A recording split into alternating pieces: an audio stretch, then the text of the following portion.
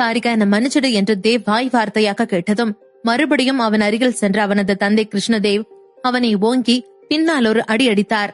டேய், இப்படியோ உன்னை மன்னிப்பு கேட்க சொன்ன? ஒழுங்கா மரியாதையா அவங்க கால்ல விழுந்து மன்னிப்பு கேளு என்று சொன்னார். டாட், உங்களுக்கு என்ன பைத்தியமா பிடிச்சிருக்கு? அவங்க கால்ல விழுந்து நான் எப்படி மன்னிப்பு கேட்க முடியும்? இது மட்டும் நம்ம சிட்டில உள்ளவங்களுக்கு தெரிஞ்சதுன்னா இது உங்களுக்கு எவ்வளவு அசிங்கம்னு தெரியுமா என்று தேவ் சொன்னான். டேய் டேய், முதல்ல உன்னோட வாய மூடு. நீ இப்ப பண்ணி வச்சிருக்கிற அசிங்கத்தை விட இது ஒன்னும் பெரிய அசிங்கமா இருக்க போறதில்ல. முதல்ல அவங்க கால்ல விழுந்து மன்னிப்பு கேளு. அதுக்கப்புறம் அவங்க சம்பந்தமா என்னெல்லாம் வச்சிருக்கியோ அதெல்லாம் முதல்ல அவங்க கிட்ட ஹேண்ட் ஓவர் பண்ணு என்று சொன்னார். உங்களுக்கு என்னதான் ஆச்சு? ஏன் தான் இப்படி நடந்துக்கிறீங்கன்னு தெரியல என்று தனக்குள் நொந்து கொண்டான். பின்பு வேறு வழியின்றி தனது செல்போனை எடுத்தான். இதுலதான் அந்த வீடியோ இருக்கு. அப்புறம் இந்த வீடியோவை மிரட்டிதான் நான் ஜாய் கிட்ட 50 மில்லியன் பணம் வாங்கினேன். அந்த பணம் ஏதோ இருக்கு என்று சொல்லி அதையும் அவனிடம் கொடுத்தான். அதையெல்லாம் பார்த்து கொண்டிருந்த கிருஷ்ணதேவிற்கு கோபம் தலைக்கேறியது. படுபாவி, நீ என்னடா புள்ள இப்படி ஒரு கேவலமான செயலை செஞ்சு வச்சிருக்கியே, உன்னெல்லாம் எவ்வளவு அடிச்சாலும் பத்தாது என்று சொல்லிவிட்டு மறுபடியும் அவனை அடிக்க ஆரம்பித்தார். மிஸ்டர் சரவணன், தயவு செஞ்சு இந்த முட்டாளோட தப்ப மன்னிச்சிருங்க. இதுக்கு மேல இவன் எந்த ஒரு தப்பும் பண்ணாம நான் பாத்துக்கிறேன் என்று சொன்னார். மன்னிப்பு கேட்டா எல்லாம் சரியா போயிடுமா என்று சரவணன் கோபமாக கேட்டான். மிஸ்டர் சரவணன், நீங்க கோபப்படுவது நியாயம்தான். நீங்க என்ன பண்ணணும்னு சொல்லுங்க, அதை நாங்க பண்றோம். தயவு செஞ்சு எங்களை மன்னிச்சிருங்க என்று சொன்னவர் பின்பு ஏதோ யோசித்தார். மிஸ்டர் சரவணன், நான் உங்களோட அந்த மெரைன் கிளப்ப பார்த்தேன். நிஜமாவே அது ரொம்ப நல்லா இருக்கு. அதை மறுபடியும் ரெனோவேட் பண்ணதுக்கு அப்புறம் கண்டிப்பா நான் அந்த கிளப்ல மெம்பரா சேர்றேன். நானும் ரொம்ப ஆசையா இருக்கேன். எனக்காக எங்களை மன்னிச்சு அந்த கிளப்புக்கு உள்ள வரதுக்கு சில்வர் கார்டு கொடுத்து நீங்க தான் அலோவ் பண்ணணும் என்று சொன்னார். என்ன சில்வர் கார்டா? அந்த கிளப்ல உங்கள மாதிரி ஆட்கள் மெம்பரா சேர்க்கிறதே பெரிய தப்பு. அதுல சில்வர் கார்டு வேற கொடுக்கணுமா என்று சரவணன் தனது கோபம் குறையாமல் கேட்டான். ஏய், என்னடா விட்டா ரொம்ப பேசிக்கிட்டே போற? எங்க அப்பா ஒன்னும் சாதாரண ஆள் இல்ல. எங்க சிட்டிக்கு வந்து பாரு, அங்க நாங்க வச்சதுதான் சட்டம். எங்கள மாதிரி பணக்காரங்களுக்கு கோல்டு கார்டே கொடுக்கலாம். நீ என்ன சில்வர் கார்டு கொடுக்கறதுக்கு இவ்வளவு சீன் போடுற என்று தேவ் சொன்னான். டேய், உன்னை எவ்வளவு தடவை தான் சொல்றது வாயை மூடிக்கிட்டு அமைதியாயிருன்னு? எத்தனை தடவை சொன்னாலும் உன் காதுல விழாதா? சொல்லி மறுபடியும் தனது மகனை அடிக்க ஆரம்பித்தார். உண்மையில் சரவணனிடம் மன்னிப்பு கேட்டுவிட்டு அவனது தந்தையிடம் தனது பிசினஸிற்கு உதவி கேட்கலாம் என்று எண்ணிதான் அவர் இங்கு வந்திருந்தார். ஆனால் சரவணன் கோபப்படுவதும் அதற்கு தேவ் ரியாக்ட் செய்வதையும் பார்க்கையில் அவருடைய கனவில் எல்லாம் மண் விழுவது போல் ஆனது. பின்பு, உன்ன மாதிரி புள்ள யாருக்குமே பிறக்க கூடாது. உன்ன மாதிரி புள்ளைங்க பிறக்கிறது ஒவ்வொரு குடும்பத்துக்கும் சாபக்கேடு என்று சொல்லி தனது மகனை திட்டினார். டாட், போதும் நிறுத்துங்க. எதுக்காக இப்ப நீங்க இப்படி திட்டுறீங்க? நீங்க எதுக்கு அவங்கிட்ட இப்படி கெஞ்சி பேசுறீங்க? நாம ஒண்ணு சாதாரண குடும்பத்தை சேர்ந்தவங்க இல்ல. நமக்குன்னு ஒரு டிக்னிட்டி இருக்கு. அவங்க கிட்ட ஏதோ நாய் மாதிரி கெஞ்சிட்டு இருக்கீங்க. நாய்க்கு கூட கொஞ்சம் ரோஷம் இருக்கும், தெரியும் தானே என்று தேவ் கிருஷ்ணதேவிடம் கோபமாக பேசினான். உடனே கிருஷ்ணதேவ் மறுபடியும் எழுந்து அவனது கன்னத்தில் ஓங்கி அறைந்தார். உனக்கு பொண்ணுங்க பின்னாடி சுத்துறதை தவிர வேற ஒன்னும் தெரியாதுல்ல. நீ சொல்றது நிஜம்தான். நமக்கு கொஞ்சம் பவர் இருக்குதான் செய்யுது. நம்மளோட பிசினஸ்னாலதான் அந்த சிட்டியே வாழ்ந்துகிட்டு இருக்கு. ஒருவேளை நீ பண்ண காரியத்தினால நம்மளோட பிசினஸ் எல்லாம் இழுத்து மூடிச்சுன்னு வச்சுக்கோ, அங்க இருக்கிற அத்தனை பேரோட வாழ்க்கையும் பாதிக்கப்படும். நீ சொல்ற மாதிரி நான் இந்த குடும்பத்துக்கு விசுவாசமான நாயா இருக்க கூட ரெடிதான் என்று சொன்னார். நீங்க கோபத்துல என்ன திட்டுங்க, அடிங்க, நான் ஒண்ணு சொல்ல மாட்டேன். அதுக்காக இவங்க கிட்ட இப்படி நீங்க தாழ்ந்து போக வேண்டிய அவசியம் இல்ல. இவங்களால நாம உயர்ந்து போக வேணாம், தாழ்ந்து போக வேணாம். தயவு செஞ்சு இந்த மாதிரி நடந்துக்கிறத நிறுத்துங்க. என்னால உங்களை இந்த மாதிரி பார்க்க முடியல டாட் என்று சொன்னான். தனது மகனின் ஆணவத்தை பார்த்து கண் கலங்கினார் கிருஷ்ணதேவ். பின்பு, இதுவரைக்கும் நீ இப்படி வளர்ந்ததை நினைச்சு நான் ஒரு நாளும் கவலைப்பட்டதே இல்ல. முதல் முறையா நீ இப்படி வளர்ந்ததை நினைச்சு நான் வருத்தப்படுறேன். ஒரு வகையில உன்னோட இந்த நிலைமைக்கு நானும் காரணம்தான். நீ சின்ன குழந்தையா இருக்கும்போது உன் கூட நிறைய டைம் ஸ்பெண்ட் பண்ணி இருக்கணும். உனக்கு நல்லது எது கெட்டது எதுன்னு எடுத்து சொல்ல வேண்டிய நேரத்துல நான் எடுத்து சொல்லாதனாலதான் எனக்கு நீ இப்படி நிக்கிற என்று சொல்லி கண் கலங்கினார். தனது தந்தை முதன் முறையாக கண் கலங்குவதை பார்த்ததும் தேவிற்கும் ஏதோ போலானது. பின்பு கிருஷ்ணதேவின் அருகில் சென்றான். டாட், நிஜமாவே இந்த குடும்பம் அவ்வளவு பவர்ஃபுல்லானதா என்று கேட்டான். ஆமா தேவ், அவங்க நினைச்சாங்கன்னா நம்மள இருந்த இடம் தெரியாம ஆக்கிடுவாங்க. அந்த அளவுக்கு அவங்க ரொம்ப பவர்ஃபுல்லான ஆளுங்க. அவங்களை எதிர்த்து நிக்கிற அளவுக்கு நம்ம கிட்ட பணபலமும் இல்ல, படபலமும் இல்ல. தயவு செஞ்சு அவங்களுக்கு எந்த தொந்தரவும் கொடுக்காம முதல்ல இங்கிருந்து கிளம்பிடு. வா போலாம் என்று அவர் தேவை தன்னுடன் கூப்பிட்டார். கிருஷ்ணதேவ் சொல்வதையெல்லாம் பொறுமையாக கேட்டுக்கொண்டிருந்த தேவின் முகம் கருத்து போனது. அதை கிருஷ்ணதேவ் கவனித்தார். பின்பு, டேய் என்னடா என்னாச்சு? ஏன் உன்னோட முகம் இப்படி மாறுது? இதுக்கு மேல நீ எந்த தப்பும் பண்ணலதானே என்று கிருஷ்ணதேவ் பதறிக்கொண்டே கேட்டார். டாட், அது நான் எப்படி சொல்வேன்னு தெரியல. என்னோட செல்லுல இருந்த அந்த வீடியோவை நான் ஏற்கனவே பிளாக் வெப்சைட்ல போட்டுட்டேன். இந்நேரம் அந்த வீடியோவை நிறைய பேர் பார்த்திருப்பாங்க. எப்படியோ அந்த நியூஸ் ஸ்ப்ரெட் ஆயிருக்கும் என்று தேவ் சொன்னான். என்னடா சொல்ற? வீடியோவை ஆன்லைன்ல போஸ்ட் பண்ணிட்டியா? அட பாவி, ஏன் இப்படி பண்ண என்று சொல்லி மறுபடியும் தேவை அடிக்க ஆரம்பித்தார். அப்பொழுது சத்தம் கேட்டு வெளியில் வந்து பார்த்தார் லக்ஷ்மி. இங்க என்ன சத்தம்? இங்க வந்திருக்கிற இவங்க எல்லாம் யாரு என்று சரவணனிடம் கேட்டார். உடனே சரவணன், அது ஒண்ணு இல்ல ஆண்டி, சும்மாதான் வந்திருக்காங்க. ஏன் ஆண்டி, இவங்க பேசுவது உங்களுக்கு ஏதாவது தொந்தரவா இருக்கா என்று சரவணன் கேட்டான். அப்படி எதுவும் இல்ல, சும்மா சத்தம் கேட்கவும் என்னன்னு வந்து பார்த்தேன் என்று சொல்லிவிட்டு அவர் மறுபடியும் உள்ளே சென்று விட்டார். அவர் அங்கிருந்து சென்றதும் சரவணன் சட்டென்று தாரிகாவின் கையை பிடித்துக் கொண்டான். தாரிகா, பிளீஸ் என்ன மன்னிச்சிரு என்று கேட்டான். தாரிகா எதுவும் சொல்லாமல் அவனிடமிருந்து அவளது கையை விடுவித்துக் கொண்டு அங்கிருந்து நகர்ந்தாள். கிருஷ்ணதேவின் கண்களில் பயம் சூழ்ந்தது. பயத்தில் அவரது கை கால்கள் எல்லாம் உதற ஆரம்பித்தது. தேவ் அதை கவனித்தான். என்ன மன்னிச்சிருங்க, நான் ஜஸ்ட் அந்த ஜாய் கூட விளையாடணும் தான் நினைச்சேன். அது இப்படி ஆகணும்னு நான் கொஞ்சம் கூட நினைக்கவே இல்லை. மரைன் கிளப்பில் சக்திவேல் தனது ஆட்களுடன் இருந்தார். அப்பொழுது திடீரென்று அந்த கிளப்பின் வாசலில் ஒரு உயர் ரக கார் வந்து நின்றது. அந்த காரில் இருந்து இறங்கிய பட்லர் வேகமாக உள்ளே ஓடி சென்று அங்கிருந்த ஒருவனிடம் பேசினார். நான் பிரிட்டிஷ் ராயல் ஃபேமிலியின் பட்லர் வந்திருக்கேன். ராயல் ஃபேமிலியில உள்ளவங்க மிஸ்டர் வேலன் அவங்கள மீட் பண்ணணும்னு சொல்றாங்க என்று சொன்னார்.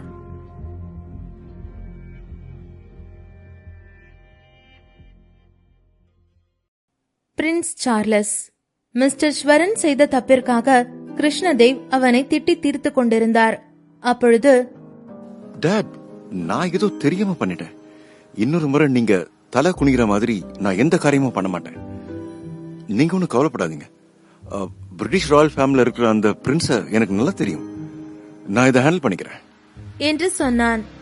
மிஸ்டர் ஸ்வரன் அப்படி சொன்னதும் ஒரு நிமிடம் அமைதியாக இருந்த கிருஷ்ணதேவ் ஆச்சரியப்பட்டார். நீ என்ன சொல்ற? ராயல் ஃபேமிலியில உள்ள பிரின்ஸ உனக்கு நல்லா தெரியுமா? நிஜமாவா? நீ சொல்றது உண்மையா என்று ஆச்சரியமாக கேட்டார். ஆமா டாட், நிஜமாவே எனக்கு பிரின்ஸ் சார்ல்ஸ் நல்லா தெரியும். அவரோட ஃபியான்சி தான் இப்போ இந்த வீடியோல இருக்கிறது என்று சொன்னவனுக்கும் மூளையில் ஏதோ பொறி தட்டியது. டாட், நீங்க என்ன தப்பா நினைக்கலன்னா நான் ஒரு ஐடியா சொல்லவா? ராயல் ஃபேமிலிக்குன்னு ஒரு தனி கௌரவம் இருக்கு. அவங்க குடும்பத்தோட வருங்கால மருமக கூட ஒருத்தன் தனிமையில இருந்தான்னு தெரிஞ்சா நிச்சயம் அவனை உயிரோட விடுவாங்கன்னு நினைக்கிறீங்களா என்று கேட்டான். டேய், இப்ப நீ என்ன சொல்ல வர?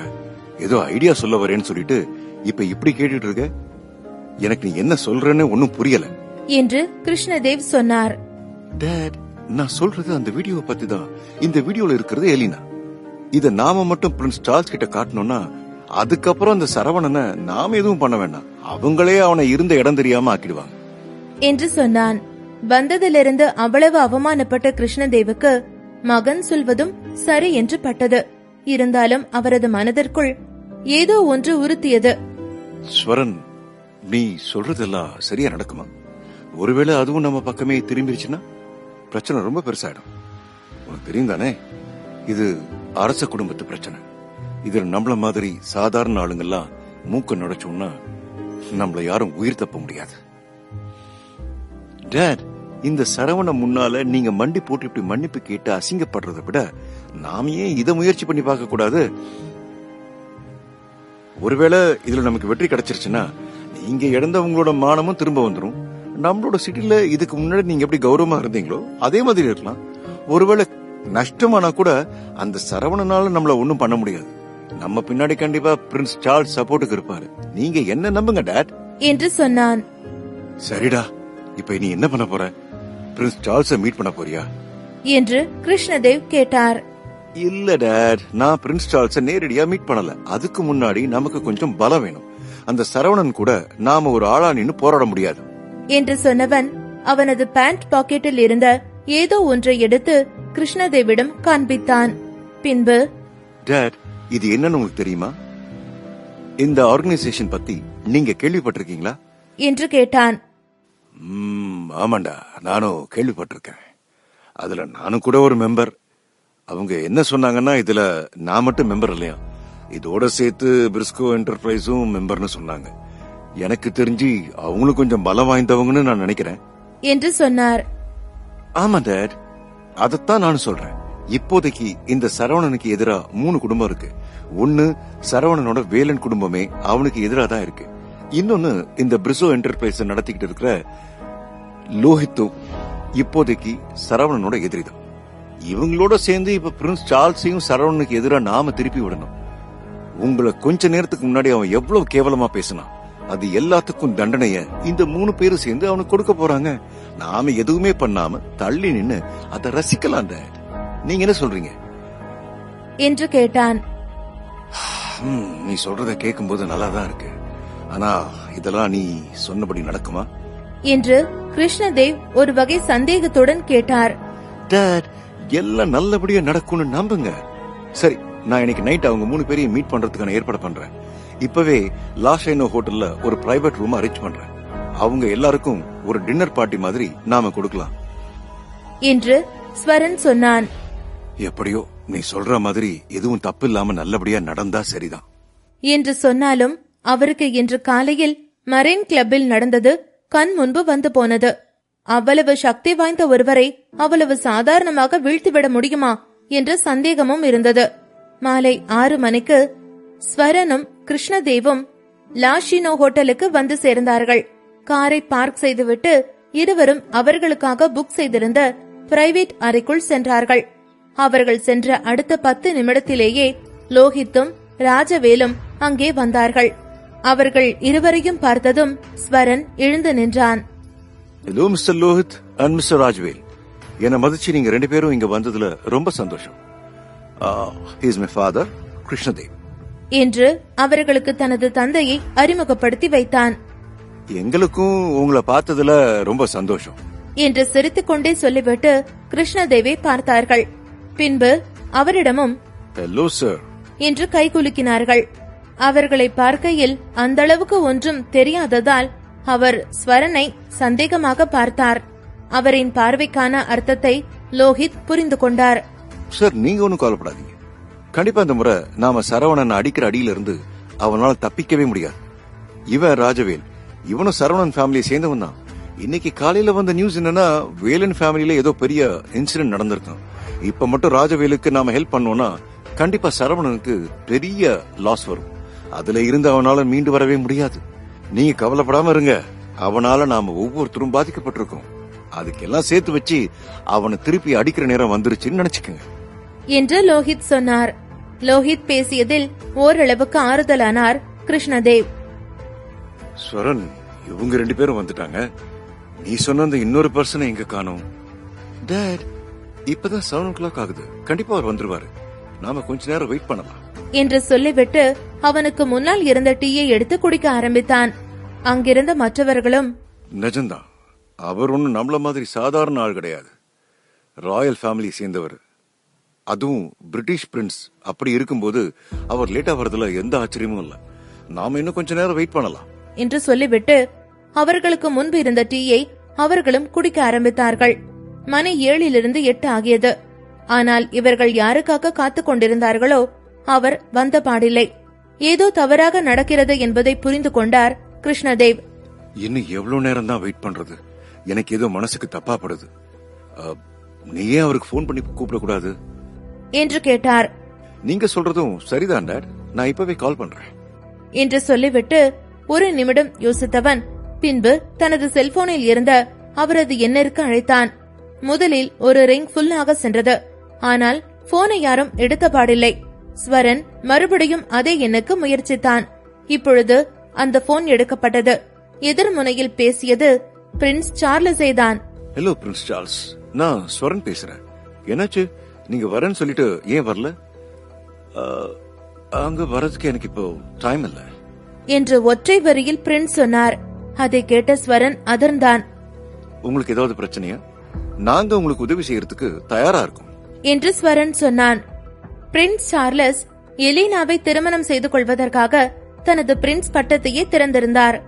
ஆனால் எலினாவோ அவரை நிமிர்ந்து கூட பார்க்காமல் எனக்கு அவரை பிடிக்கவில்லை என்று சொல்லிவிட்டு ஹோக்ஸியோவிற்கு சென்றிருந்தாள். நடந்ததை ஸ்வரன் தெரிந்து கொண்டான். பிரின்ஸ், நானும் மிஸ் எலினாவை பத்தி தான் உங்ககிட்ட டிஸ்கஸ் பண்ணோம் என்று சொன்னான். உடனே பிரின்ஸ் சார்லஸ், நான் ஒரு லொகேஷன் ஷேர் பண்றேன், உடனே என்ன அங்க வந்து பாரு என்று சொல்லிவிட்டு போனை வைத்தார். ஸ்வரனை சுற்றி இருந்த அனைவரும் என்னாச்சு என்பது போல் கேட்டார்கள். பிரின்ஸ் ஏதோ பிரச்சனைல இருக்காரு, கண்டிப்பா அவருக்கு இப்ப நம்மளோட உதவி தேவை. அவர் லொகேஷன் கூட ஷேர் பண்ணிருக்காரு. டாட், இப்பவே வாங்க, நாம அங்க போலாம் என்று கிருஷ்ணதேவை கூப்பிட்டான். ஓகே ஓகே, அவர் நம்ம கிட்ட ஹெல்ப் கேட்கும்போது அவருக்கு நம்ம கண்டிப்பா ஹெல்ப் பண்ணிதான் ஆகணும். வா போலாம் என்று சொல்லிவிட்டு கிருஷ்ணதேவ் தன் மகனுடன் அங்கிருந்து கிளம்பினார். பிரின்ஸ் சார்லஸ் அனுப்பியிருந்த லொகேஷனிற்கு சென்ற இருவருக்கும் பேரதிர்ச்சி காத்திருந்தது.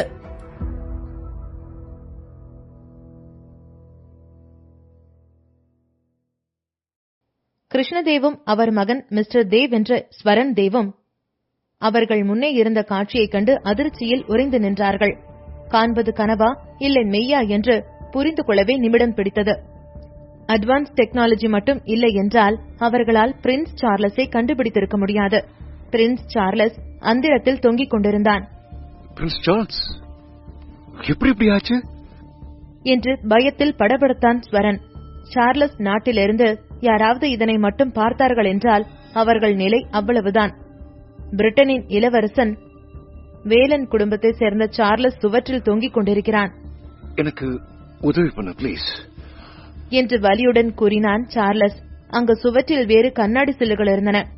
ஒரு நிமிஷம் இருங்க, நான் உடனே வரேன் என்று ஸ்வரன் கை சட்டையை சுருட்டிக் கொண்டு கடினப்பட்டு சார்லஸை இறக்கிவிட்டான். பிரின்ஸ், நீங்க எப்படி என்று ஆச்சரியமாய் கேட்டான் ஸ்வரன். சார்லஸ் பெருமூச்சுடன் பின்னால் திரும்பி மரைன் ரிசார்ட்டை பார்த்தான். மரைன் ரிசார்ட் உள்ள போகணும் என்றான். முதலில் சார்லஸ் யார் என்று தெரியாமல் அவரை இப்படி தொங்க விட்டார்கள் என்று நினைத்தான். இந்த விஷயம் மட்டும் மீடியா மூலமாக சார்லஸ் நாட்டுக்காரங்களுக்கு தெரிந்து சரவணனை அழித்து விடுவார்கள் என மணல் கோட்டை கட்டினான். ஆனால் சார்லஸ் இப்படி கூறுவான் என்று எதிர்பார்க்கவில்லை. அதான் வாசல் இருக்கே என்று இறுகிய முகத்துடன் கூறினான் ஸ்வரன். சார்லஸிற்கு பைத்தியம் பிடித்து விட்டதோ என்று நினைத்தான். அவனுக்கு இருக்கும் தகுதிக்கு அவன் கேட்டது அனைத்தும் அவன் காலடியில் கிடக்கும். பணம், பேர், புகழ், பெண் என அனைத்தும் கிட்டும். அவன் யார் என்று அடையாளம் மற்றும் மீடியாவிற்கு தெரிந்தால் மொத்த உலகமும் அவன் பின்னே சுத்தும். ஆனால் அவன் என்னவென்றால் முட்டாள்தனமாக செய்து கொண்டிருக்கிறானே என்று நினைத்தான். ஏன் உங்களை வேலன் குடும்பம் உள்ள விடலையா? எவ்வளவு திமிரு இருந்தா உங்களையே உள்ள விடாம இருப்பாங்க என்று கர்ஜித்தான் ஸ்வரன். அதோடு நிறுத்தாமல், பிரிட்டன் இளவரசரையே இக்னோர் பண்ணியிருக்காங்க. பிரிட்டிஷ் எம்பையருக்கு மட்டும் இது தெரிஞ்சா வேலன் குடும்பம் சாம்பல் ஆயிடும் என்று ஆத்திரத்தில் திட்டினான் ஸ்வரன். திட்டிக்கொண்டே கேட் பக்கம் சென்றான். ஆனால் அவன் மேலும் செல்லாமல் ஒருவர் அவனை தடுத்தார். ஸ்வரன் திரும்பி பார்க்க பிரின்ஸ் சார்லஸ் தான் அங்கு இருந்தார். பிரின்ஸ், நீங்க கவலைப்படாதீங்க. இந்த ஹோக்ஸியாவுல நிறைய பேரு மத்தவங்களை மதிக்காம இருக்காங்க. அந்த குப்பைகள் எல்லாத்தையும் நானே உங்களுக்காக டீல் பண்றேன் என்று புன்னகையுடன் கூறினான் ஸ்வரன். அதில் பிரின்ஸ் சார்லஸின் முகம் இறுகியது. அவன் முகம் மொத்தமாய் மாறியதில் அஞ்சினான் ஸ்வரன். இவருக்கு இப்ப என்னாச்சு? இவ்வளவு நேரம் கேனப்பையன் மாதிரி தானே இருந்தா. ராயல் குடும்பத்துல இவன மாதிரியான ஒரு முட்டாள நான் பார்த்ததே இல்லை. இவன் மட்டும் ராஜ குடும்பத்துல பிறக்கலன்னா இவெல்லாம் ஒண்ணுமே இல்லை என்று நினைத்தான் ஸ்வரன். ஆனால் அடுத்த நொடியை அதிர்ச்சியுடன் பார்த்தான். சார்லஸ் முகத்தில் அவ்வளவு கோபம் தெரிந்தது. இவ்வளவு நேரம் அவனுடன் இருந்த சாதுவா இவன் என்பது போல் பார்த்தான். இது உனக்கு தேவையில்லாத விஷயம் என்று கர்ஜித்தான் சார்லஸ். இதில் ஸ்வரன் இன்னும் பெரிதாய் அதிர்ந்தான். சார்லஸ் சொன்னது அவன் காதில் சரியாகத்தான் விழுந்ததா என்பது போல் பார்த்தான். பிரின்ஸ் சார்ல்ஸ், ஒருவேளை உங்களுக்கு இத பத்தி தெரியாதோ என்று ஸ்வரன் ஏதோ கூற வர அவனை இடை மறித்தான் சார்லஸ். எனக்கு என்ன தெரியாது ஸ்வரன், உனக்கு எல்லாம் தெரியும்னு நினைக்காது. ஆமா, நான் ஏன் இங்க கோஸ்ட் உனக்கு வந்தேன்னு உனக்கு தெரியுமா என்று கேட்டான் சார்லஸ். அதில் லேசாய் சிரித்தான் ஸ்வரன். நல்லாவே தெரியும், நீங்க எலினாவுக்காக தானே வந்தீங்க. பெண் பித்தன் இல்லாதவன் உலகில் உண்டோன்னு சொல்லி கேள்விப்பட்டிருக்கீங்களா என்றான் சார்லஸ். அவனை முறைத்துக் கொண்டே நின்றான் ஸ்வரன். எதிர்பார்க்காத அளவு சார்லஸ் திறமையானவன்.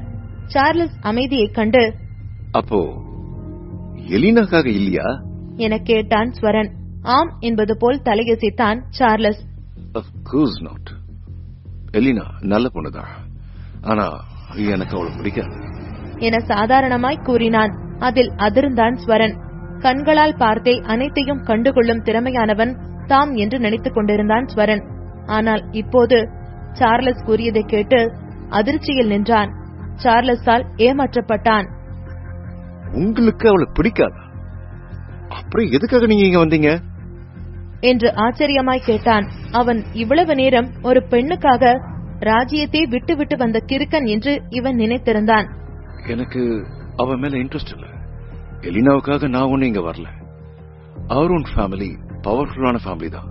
ஆனா நான் இங்க வந்ததுக்கான காரணத்தை அது கூட கம்பேர் பண்ணவே முடியாது. நீ சொன்னது சரிதான், பெண் பித்தன் இல்லாதவன் யாரும் இல்லதான். ஆனா இன்னொரு விஷயத்த தெரிஞ்சுக்கோ, ஒரு சிறப்பான குறிக்கோள் நோக்கி போறவன் ஆசை வெறுப்புக்கெல்லாம் இடம் கொடுக்க மாட்டான். அவனுக்கு எது தேவையில்லைன்னு நல்லாவே தெரியும். இந்த விஷயத்த மட்டும் நான் முடிச்சு வச்சேன், மொத்த ராயல் ஃபேமிலியும் என்ன பார்த்து இம்ப்ரெஸ் ஆயிடுவாங்க. அது மட்டும் இல்ல, இந்த விஷயத்தால எனக்கு முக்கியமான பதவி கூட கிடைக்கும் என்றான் சார்லஸ். இதை கேட்ட ஸ்வரன் மொத்தமாய் திகைத்தான். அவன் நினைத்தது போல இவன் முட்டாள் இல்லை, அவன் நினைத்ததற்கும் மேலாக இருந்தான் என ஒரு நொடி கழித்து சத்தமாய் சிரித்தான் ஸ்வரன். அப்படி என்றால் எலினாவிற்கு நடந்தது இந்நேரம் அவருக்கு தெரிந்திருக்கும். பிரின்ஸ் சார்ல்ஸ், நிஜமாவே நான் உங்களை குறைச்ச எடை போட்டேன். ஆனாலும் நான் உங்ககிட்ட ஒண்ணு சொல்லணும். சரவணா பீனிக்ஸ் குடும்பத்தோட வாரிசு, சாதாரண வாரிசு இல்ல. அவனை நம்பி பல பொறுப்புகளை கூட கொடுக்கலாம்னு நினைக்கிறாங்க. ஆனா நீங்க அவனுக்கு மேல போய் அவனுக்காக நீங்க கோஸ்டவுன் வந்தது உங்க தகுதிக்கு அசிங்கம் என்றான். அதில் லேசாய் சிரித்தான் சார்லஸ். நான் இங்க சரவணனுக்காக தான் வந்தேன்னு உனக்கு தெரியுமா? சரவணா நிஜமாவே எக்ஸலன்ட் தான். ஆனா நான் அவன் அப்பா சிவசக்தி வேலுக்காக தான் வந்திருக்கேன். இதில் நம்ப முடியாமல் அவனை பார்த்தான் ஸ்வரன். இன்று அவன் காதுக்கு கோளாறாகிவிட்டதா என நம்ப முடியாமல் திகைத்தான். சக்தி ஒன்றுக்கும் உதவாதவர். அதனால்தான் வேலன் குடும்பம் அவரை குடும்பத்தை விட்டு துரத்தி அடித்தது. அந்த ஆளுக்காகவா இந்த ஆளு செவிரேறி குதிக்க பார்த்தாரு என்று மனதில் நினைத்தான் ஸ்வரன். அந்நேரம் மரைன் ரெசார்ட்டின் காட் அங்கு வந்தார். மீண்டும் பிரின்ஸ் சார்லஸை பார்த்து அதிருப்தி அடைந்தார். உன்ன அப்பவே இங்க இருந்து போக சொன்னேன்ல, இனி எங்கே இருக்க? அடிச்சு வெளியே துரத்துருமா என்று கடுகடுத்தார். ஆனால் சார்லஸ் அமைதியாய் புன்னகைத்தான். நான் இன்னைக்கே மிஸ்டர் சிவசக்தி வேல் சார பார்த்தே ஆகணும் என்றான். என்ன நக்கலா? நீ யாரு முதல்ல என்றார் காட். இங்க என்னடா நடக்குது? இவன் கேட்டா சக்திக்காக வந்தேன்னு சொல்றான், அந்த ஆளை பத்தி விசாரிச்சு தண்டம்னு சொல்றானுங்க. இதுல எதிரா உண்மை? வெளிநாட்டுல அந்த ஆளுக்கு எவ்வளவு பவர் இருந்துச்சு? ஒருவேளை எல்லன் மஸ்க் மாதிரி பெரிய ஆளா இருப்பாரோ? ஸ்டேட்ல ரொம்ப பெரிய பணக்காரரோ என்று மனதில் பலவாறாக யோசித்தான் ஸ்வரன். அதையுமே அவனால் நம்ப முடியவில்லை. அந்நேரம்தான் சக்தியும் அவரின் ஆட்களும் அங்கு வந்தார்கள். கிருஷ்ணதேவ் சக்தியின் பார்வையை சந்திக்க முடியாமல் சிரம் தாழ்த்திக் கொண்டார். சக்தியின் அதிகார தோற்றம் அவர் நடையிலே தெரிந்தது. சக்தி, நாங்க முதல்ல போறோம். நான் என்ன சொல்ல வந்தேன்னா, நன்கலம் ஹோக்ஸேயால இருந்து வந்திருக்கும். இந்த பிரச்சனை எல்லாம் முடிஞ்சு நீ திரும்பவும் பிசினஸ்ல போக்கஸ் பண்ணுவ. எங்களுக்கு தெரியும் நீ திரும்பி வரமாட்ட அப்படின்லாம் கவலைப்படாத. உன் பையனுக்கு நாங்க இருக்கோம். உன் பையனும் உன்ன மாதிரியே ரொம்ப நல்லவன். உன் பையனும் கண்டிப்பா ஹோக்ஸியாவுல ரொம்ப பெரிய விஷயம் நல்ல விதமா எதிர்காலத்துல பண்ணுவான். இப்பவே அவன் அவுட்ஸ்டாண்டிங்கா இருக்கான். உனக்கு சரியான ஆளுதான் அவன். நான் தப்பா சொல்லிட்டேன். ஃபியூச்சர்ல உன் பையன் சப்போர்ட் எங்களுக்கு இருக்கும்னு நினைக்கிறேன் என்று சிரித்தார்கள். ஸ்வரனுக்கும் அந்த மூவர் யார் என்று தெரியும். அவர்கள் எல்லாம் கோஸ்ட் டவுனை சேர்ந்தவர்கள்தான். கிருஷ்ணதேவ் உடனே அவர்கள் நெருங்கி பழகுவார்கள். ஆனால் ஒருபோதும் இப்படி அவரிடம் அவர்கள் பேசியதில்லை. அப்படின்னா இனி அவன் என் பையன். உன் பையனுக்கு இன்னும் கல்யாணம் ஆகல. எனக்கும் கல்யாண வயசுல ஒரு பொண்ணு இருக்கே. சக்தி கிட்ட அட்வான்டேஜ் எடுத்துக்காத என்று சிரித்து பேசிக் கொண்டிருந்தார்கள். சார்லஸ் கார்டை எதிர்த்துக் கொண்டு வேகமாய் சக்தியை நோக்கி ஓடினான். சக்தி முன் அவன் ஓடி சென்றிட அங்கிருந்த அனைவருமே அதிர்ச்சியாக பார்த்தார்கள். அவர்களுக்கு தெரியுமே அவன் பிரிட்டன் நாட்டு இளவரசன் என்று. அதேபோல வெளிநாட்டில் சக்தியின் பலம் என்ன என்று தெரியுமே. வேகமாய் வந்த சார்லஸ் சக்தி முன்பு மண்டியிட்டு அமர்ந்தான். இதை கண்டுதான் அங்கிருந்தவர்கள் மேலும் அதிர்ந்தார்கள். யார் அந்த சக்திவேல்? சக்திவேல் எதுவும் கூறவில்லை. அவர் பக்கம் இருப்பவர்களிடம் திரும்பினார். உங்ககிட்ட பேசினதுல எனக்கு சந்தோஷம். ஆனா இப்ப எனக்கு ஒரு வேலை வந்துருச்சு என்றார். அவர் தங்களை கிளம்ப சொல்கிறார் என்று புரிந்து கொண்டவர்கள் அமைதியாய் தலையசைத்து அங்கிருந்து கிளம்பினார்கள். மெரைன் ரெசார்ட்டில் இருக்கும் அனைவரும் பெரும் அதிர்ச்சியுடன் அந்த காட்சியை பார்த்துக் கொண்டிருந்தார்கள். உண்மையில் சக்திவேல் யார்? அங்கு இருப்பது பிரிட்டன் இளவரசன்தானே என்று ஆச்சரியமாக பார்த்துக் கொண்டிருந்தார்கள். கேட் பக்கம் வந்ததும் கரோல் முகத்தில் வழிந்த வேர்வையை துடைத்துக் கொண்டார். கரோல், நான் தான் சொன்னேன்ல, சக்தி கிட்ட நம்மளால மட்டும்தான் இப்படி பேச முடியும் என்றார் கேசவ். கரோல் குழப்பத்தில் இருந்தார். சக்திக்கும் பிரின்ஸ் சார்ல்ஸுக்கும் என்ன சம்பந்தம் என்று கேட்டார். கோஸ்ட் டவுனில் இப்படி ஒருத்தரை கரோல் பார்த்ததில்லை. கேசவ் எதுவும் கூறவில்லை. ஏனென்றால் அவருக்கும் இதை பற்றி ஒன்றும் தெரியாது. பின்னால் திரும்பி சக்தியையும் இளவரசர் சார்லஸையும் பார்த்தார். நீயே அவங்கள திரும்பி பார்த்தா உனக்கு புரியும் என்றார் கேசவ். கரோல் அவர்களை திரும்பி பார்த்தார். அவரால் ஓரளவு புரிந்து கொள்ள முடிந்தது. இளவரசர் சார்லஸ் ஏன் சக்தி காலில் விழ வேண்டும்? அதுவும் அவர் தனியாக கூட பாடிகார்ட்ஸ் இல்லாமல் இவ்வளவு தூரம் வந்திருக்கிறார். இன்னுமே அவர் எழாமல் முட்டி போட்ட நிலையிலேயே இருந்தார். இது எல்லாமே சக்திவேல் அவர்கள் கற்பனைக்கு அப்பாற்பட்டவர் என்று சொல்லாமல் காட்டியது. வா போலாம் என்று கேசவ் கிருஷ்ணதேவிடம் கூறினார். அப்பொழுதுதான் நடப்பிற்கே வந்தார் கிருஷ்ணதேவ். கேசவ், சக்திவேல் உண்மையிலேயே யாரு? தன் மனதில் அழுத்திக் கொண்டிருந்த கேள்வியை கேட்டார். மறுப்பாக தலையசைத்தார் கேசவ். எனக்கு தெரியாது. ஆனா இன்னைக்கு நீ பண்ணது சரியான விஷயம். இத்தனை வருஷமா போர்க்ஹாம்ல நீ உன் இஷ்டத்துக்கு என்ன வேணாலும் பண்ணிட்டு இருந்த. உன்னை கேட்க ஆள் இல்ல. போர்க்ஹாமையும் நல்லா இருக்கும், உன்னை பத்தி எதுவும் சொல்லல. ஆனா நான் உனக்கு அட்வைஸ் பண்றேன், நீ சக்தி கிட்ட பிரச்சனை வச்சுக்காத. தெரியாதனமா சின்ன பிரச்சனை கூட பண்ணிடாத என்றார் கேசவ். கேசவ், என்ன காமெடி பண்றியா? உன்ன மாதிரி ஒருத்தன் அவர் யாருன்னே தெரியாம மரீன் ரெசார்ட்ல ஒரு நாள் முழுக்க சும்மாவே இருந்த என்று கேட்டார் கிருஷ்ணதேவ். கேசவ் சக்தி பற்றி கூற மறுக்கிறார் என்று நினைத்தார். அதில் முகத்தை சுருக்கினார் கேசவ். என்ன பத்தி என்ன நினைச்ச? நாங்க இன்னைக்கு ஏசியா பசிபிக் எக்கானமி கோஆபரேஷனை பத்தி பேசணும் என்று இறுகிய குரலில் சொன்னார் கேசவ். அதில் கிருஷ்ணதேவ் முகம் வெளிர்ந்தது.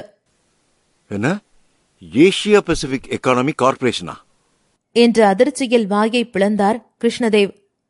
இதை பற்றி அவர்கள் ஐஷியாவில் இருக்கும் மற்ற லீடர்களிடம் அல்லவா பேச வேண்டும்? இதை ஏன் இங்கு பேசுகிறார்கள் என்று யோசித்தார். நாங்க நாளைக்கு இங்க வருவோம். பிரின்ஸ் சார்ல்ஸ் எங்க நேரத்தை அதிகமா எடுத்துக்காம இருந்தா சரிதான். இந்த அக்ரிமெண்ட் மட்டும் நாங்க போட்டா கோஸ்ட் டவுனுக்கே ரொம்ப ஹெல்ப்பா இருக்கும் என்றார் கரோல். இந்த மீட்டிங் கோஸ்ட் டவுன்லயே நடந்தா இங்க இருக்கிற பெரிய பெரிய என்டர்பிரைஸ் ஓனர்ஸ் எல்லாரும் கலந்துக்கலாம் என்றார். இதை கேட்டு கிருஷ்ணதேவ் இன்னும் அதிர்ந்தார். இந்த மீட்டிங் முடிவு பண்றதுக்கு அவர்கள் மெரைன் ரெசார்ட்டிற்கு வந்தார்கள். இவ்வளவு பெரிய மீட்டிங் இந்த ஊரிலா? சக்தி நினைத்தால் இதையும் சாத்தியமாக்குகிறாரே என்று ஆச்சரியமாய் நினைத்தார். சக்தியின் பவரை நினைத்து அவருக்கு உடல் நடுங்க ஆரம்பித்தது. இப்ப புரிஞ்சுதா உன் தகுதி என்னன்னு என்று கேட்டார் கேசவ். அதில் உடனே தலையை ஆட்டினார் கிருஷ்ணதேவ். எனக்கு நல்லாவே புரிஞ்சுது. நான் உடனே இங்கிருந்து போறேன் என்று கூறி ஸ்வரனையும் கையோடு இழுத்து சென்றார். உயிரை கையில் பிடித்துக்கொண்டு ஓடுவது போல் ஓடினார்கள். இளவரசர் சார்லஸ் இன்னும் எழாமல் மண்டியிட்டே இருந்தார். மிஸ்டர் வேலன், என் உயிரை காப்பாத்தினதுக்கு ரொம்ப நன்றி என்று கூறி சாஷ்டாங்கமாக காலில் விழுந்து வணங்கினார். அவனின் மன்னிப்பு எவ்வளவு உண்மையானது என்று நிரூபிக்க இதை மட்டும் இங்கிருந்து ஓடுவதற்கு முன் அவர்கள் பார்த்திருந்தால் மயங்கியே இருப்பார்கள். சக்தி பெரிதாய் அலட்டிக் கொள்ளாமல் நின்றார். நான் உன் உயிரை காப்பாத்தினா என்று ஆச்சரியமாய் கேட்டார் சக்தி. மிஸ்டர் வேலன், நீங்க ரொம்ப பிஸியான ஆளு. சோ உங்களுக்கு மறந்து இருக்கலாம். ஆனா எனக்கு அது நல்லாவே ஞாபகம் இருக்கு. நான் கூட அப்போ வாழ்க்கை முழுக்க உங்க பின்னாலேயே நிழலா வருவேன்னு சொன்னேன். ராயல் ஃபேமிலியில உங்க ரைட் ஹேண்டா இருக்க கூட நான் தயாரா இருக்கேன் என்றான் சார்லஸ். சக்திவேல் அவன் உயிரை காப்பாற்றினார்தான், ஆனால் கைகாரியம் எதிர்பார்த்து செய்யவில்லை. அப்போ எனக்கு தேங்க் பண்றதுக்காகத்தான் நீ இவ்வளவு தூரம் வந்திருக்க என்று புருவம் சுருக்கினார் சக்தி. அவரின் ஒரு முடிவு வெளிநாட்டில் பல பேர் வாழ்க்கையே மாற்றும், ராஜ குடும்பத்தினரை கூட பாதிக்கும். அது மட்டும் இல்ல மிஸ்டர் வேலன், ராயல் ஃபேமிலி எனக்கு பெருசா மதிப்பு கொடுக்க மாட்டேங்கிறாங்க. நீங்க எனக்கு உதவி பண்ணா கண்டிப்பா சீக்கிரமே ராயல் ஃபேமிலியில எனக்கு பெரிய பதவி கிடைக்கும். அது மூலமா நான் உங்களுக்கும் சரவணனுக்கும் நன்றி கடன் செய்வேன் என்றான் சார்லஸ். புரிந்து கொண்டது போல் தலையசைத்தார் சக்திவேல். ஓ, ஏன் ஹெல்ப் வேணும் உனக்கு என்றார் சக்தி. மிஸ்டர் வேலன், நீங்க எனக்காக உதவி பண்ணா ராயல் ஃபேமிலியில நான் டாப் மெம்பரா இருப்பேன் என்றான் சார்லஸ். அவன் கண்ணில் அவருக்கு உண்மையாக இருப்பேன் என்ற உணர்வு இருந்தது. சக்தி எந்த பதிலும் சொல்லவில்லை. அவர் அமைதி, தனக்காக அவர் சிந்திக்கிறார் என்று நினைத்து மகிழ்ந்தான் சார்லஸ். ஆனால் அடுத்த நொடியே சக்தி பெரிதாய் கொட்டாவி விட்டார். என்ன, இவரு நான் சொன்னதை பத்தி யோசிக்கவே இல்லையா என்று பெரிதாய் குழம்பினான் சார்லஸ். அவனை ஒரு காலத்தில் காப்பாற்றியவர். அவருக்கு ராஜ குடும்பத்தினர்கள் போல் மரியாதை உண்டு. முதல்ல நான் உன்கிட்ட பலனை எதிர்பார்த்து உன்னை காப்பாத்தல. ரெண்டாவது, ஒரு உண்மையான ஸ்ட்ராங் பர்சன் மத்தவங்களை நிமிர்ந்துதான் பார்க்க வைப்பான். மூணாவது, இதான் ரொம்ப முக்கியமானது, எனக்கு யார் உதவியும் வேண்டாம், அது ராயல் மெம்பரா இருந்தாலும் கூட என்றார் சக்தி. சொல்லி முடித்த உடனே சார்லஸ் மறுத்து பேசும் முன்பே அங்கிருந்து சென்றார் சக்தி. சார்லஸ் ஆச்சரியமாய் அவரை பார்த்துக் கொண்டிருந்தான். ராயல் ஃபேமிலியே அவர் கண்முன் ஒன்றுமில்லையா, யார் இவர் என ஆச்சரியமாய் நினைத்தான். நீண்ட நேரத்திற்கு பிறகுதான் எழுந்தான் சார்லஸ். வேந்தன் வில்லா. தாரிகாவும் சரவணனும் ஒன்றாய் சாப்பிட்டுவிட்டு அவள் அறையில் டிவி பார்த்துக் கொண்டிருந்தனர். சரவணனுக்கு என்ன நடந்தது என்று இப்பொழுது புரிந்து கொண்டாள் தாரிகா. அது அவனுக்காக விரித்த சதி என்று தெரியும். ஆனாலும் அவள் மனம் சுணங்கியே இருந்தது. ஆனால் முன்பிருந்த அளவு கோபமில்லை. தாரிகா, எனக்கும் உன்னோட அப்பாவுக்கும் வேலை இருக்கு. சோ நாங்க எங்க ஊருக்கு கிளம்புறோம். நீங்க டிவி பாருங்க, சீக்கிரமா தூங்குங்க, ரொம்ப நேரம் முழிச்சிருக்காதீங்க என்று கூறினார் லக்ஷ்மி. அவர் செல்லும்போது அரை கதவை சாற்றியது மட்டுமல்லாமல் லாக் செய்துவிட்டு சென்றார். தாரிகா குழம்பினாள். இப்போது வீட்டில் இவர்கள் இருவரும் மட்டுமே தனியாயிருந்தார்கள். தாரிகாவின் இதயம் வேகமாய் துடிக்கச் செய்தது. சரவணன் அவள் அருகில்தான் இருந்தான். சரவணா டிவி பார்த்தபடியே தாரிகா தோளில் கை போட்டான். அதில் அதிர்ந்த தாரிகா அவனை பார்க்கும் தைரியம் இல்லாமல் குனிந்து கொண்டாள். சரவணா தாரிகாவையை அழுத்தமாய் பார்த்துக் கொண்டிருந்தான். அவன் பார்வை அறிந்தும் கண்டுகொள்ளாமல் தவிர்த்தாள் தாரிகா. அவள் முகத்தாடையை கொண்டு தன் பக்கம் திருப்பியவன் அவளையே ஏக்கமாக பார்த்தான் சரவணா. அவனின் விழிகள் அடுத்த நொடி தாரிகாவின் செவ்விதழ்களில் படிந்தது. மிட்டாய் போல பளபளக்கும் அவளின் ஈர உதட்டின் சுவை எவ்வாறு இருக்கும் என சுவைக்க ஆசைப்பட்டான் பேராசைக்காரன். அவளின் இதழை சுவைக்க சரவணன் நெருங்க லேசாக பின்வாங்கினாள் தாரிகா. அதில் இதழோரமாய் மர்ம புன்னகை சிந்தினான். மீண்டும் அவள் இதழை சிறைப்பிடிக்கச் செல்ல இம்முறை தாரிகா அவன் நெஞ்சில் கை வைத்து தடுத்தவள் முகத்தை திருப்பிக் கொண்டாள். அப்பொழுதுதான் சரவணன் அவளை புரிந்து கொண்டான். நிராசையோடு அவளை விட்டு விலகியவன் வலி நிறைந்த புன்னகையுடன் அங்கிருந்து கிளம்பினான். அவனுக்கு தெரியும் அவள் நடந்ததை புரிந்து கொண்டாள் என்று. ஆனாலும் அவளுக்கு சிறிது காலம் கொடுப்போம் என்று விட்டுவிட்டான். சரவணன் கிளம்பும் முன்னே, எனக்கு தனியா இருக்கிறதுக்கு பயம், சோ அபிநயாவை இங்க வர சொல்லு என்று கூறினாள் தாரிகா. இன்று இல்லை என்றால் என்றாவது ஒரு நாள் அபிநயா பற்றிய விஷயம் அவளுக்கு தெரிய போகிறது. அது இப்போதே தெரிந்தால் என்ன என்று நினைத்தான். ஆனால் அதற்கு முன்னே அவனுக்கு எலினாவிடமிருந்து அழைப்பு வந்தது. எங்கிருக்க, நான் உன்னை பார்க்கணும் என எடுத்ததுமே கூறினாள் எலினா. இப்போது எலினா மட்டும் இங்கு வந்தால் அவன் நிலைமை இன்னும் மோசமாகும். அவ்வளவுதான், தாரிகா காளி அவதாரம் எடுத்து விடுவாள். எதுக்கு எதுக்கு என்று கேட்டான் சரவணா. நீ பண்ணினதுக்கு பொறுப்பேத்துக்க என்று கடுக்கெடுத்தாள் எலினா. அப்ப என்ன பண்ணணும்னு சொல்லுங்க மேடம் என சிரிப்புடன் கூறினான் சரவணா. ஒன்னு என கல்யாணம் பண்ணிக்கோ, இல்லைனா நீ செத்து தொல என்று கடுகடுத்தாள். அவள் குடும்பம் நினைத்தால் சரவணனை சுலபமாய் கொன்று விடலாம். ஆனால் அவள் சரவணனை பயன்படுத்தி இளவரசர் சார்லஸிடமிருந்து தப்பிக்க பார்க்கிறாள். மரைன் ரிசார்ட்டின் வேலையை ஸ்வரன் நின்று கொண்டிருக்க அவன் முன்னே ஒரு கார் வந்து நின்றது. என் கூட வா, உனக்கு நல்ல சீன் காட்டுறேன் என்றான் கருப்பு கோட்காரன். ஸ்வரன் யோசனையாய் பார்த்தான். சக்தி வாண்டட் கிரிமினல் லிஸ்ட்ல கூடிய சீக்கிரமே இருப்பான் என்று கூறி சிரித்தான் கருப்பு கோட்டு போட்ட டாக்டர். நீ சரியான கிறுக்க என்று எதிரில் இருந்தவரை திட்டினார் கிருஷ்ணதேவ். இவன் பைத்தியமா? சக்தி யார் என்று இவனுக்கு தெரியுமா? இளவரசர் சார்லஸையே சக்தியிடம் நெருங்க ஆசைப்படுகிறார். அது மட்டுமா, அவரே சக்தியின் காலில் விழுந்து விட்டார். இப்படி இருக்கையில் அந்த ஆள் சக்தியை கைது செய்ய வைக்கப் போவதாக கூறியதும் அவன் முட்டாள் என்றுதான் நினைத்தார் கிருஷ்ணதேவ். நான் ஒன்னும் பைத்தியம் இல்ல என்று கருப்பு கோட் போட்ட டாக்டர் நிதானமாய் கூறினான். அகங்காரத்தில் சத்தமாய் சிரித்தான். அவன் பல வருடமாய் இதற்குத்தானே காத்திருந்தான். அப்படி நீ என்ன பண்ண போற என்று அவசரமாய் கேட்டார் கிருஷ்ணதேவ்.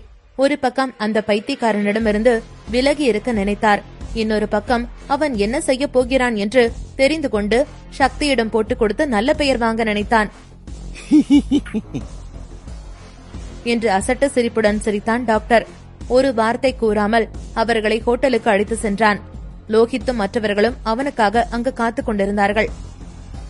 இன்னும் பிரின்ஸ் இங்க வரல என்று எதிர்பார்ப்புடன் காத்துக் கொண்டிருந்த லோகித் கேட்டார். கிருஷ்ணதேவும் ஸ்வரன் வருகையைக் கண்டு முகத்தை சுருக்கினார். அவர்களுடன் தானே இளவரசனும் வர வேண்டும். அவரால் இப்போதைக்கு இங்க வர முடியாது என்று டாக்டர் கூறினார். அப்படியே இளவரசர் இங்கு வந்தாலும் இவர்களுடன் அவருக்கு என்ன வேலை இருக்க போகிறது? அவன்தான் சக்தி காலில் விழுந்து விட்டானே. அதனால் இங்கு வந்தாலும் அவன் இவர்களுக்கெல்லாம் உதவப் போவதில்லை. இனி இந்த நேரத்தில் இங்கிருப்பவர்களிடமெல்லாம் சக்தியை எதிர்க்க கூட்டணி அமைத்தனர்.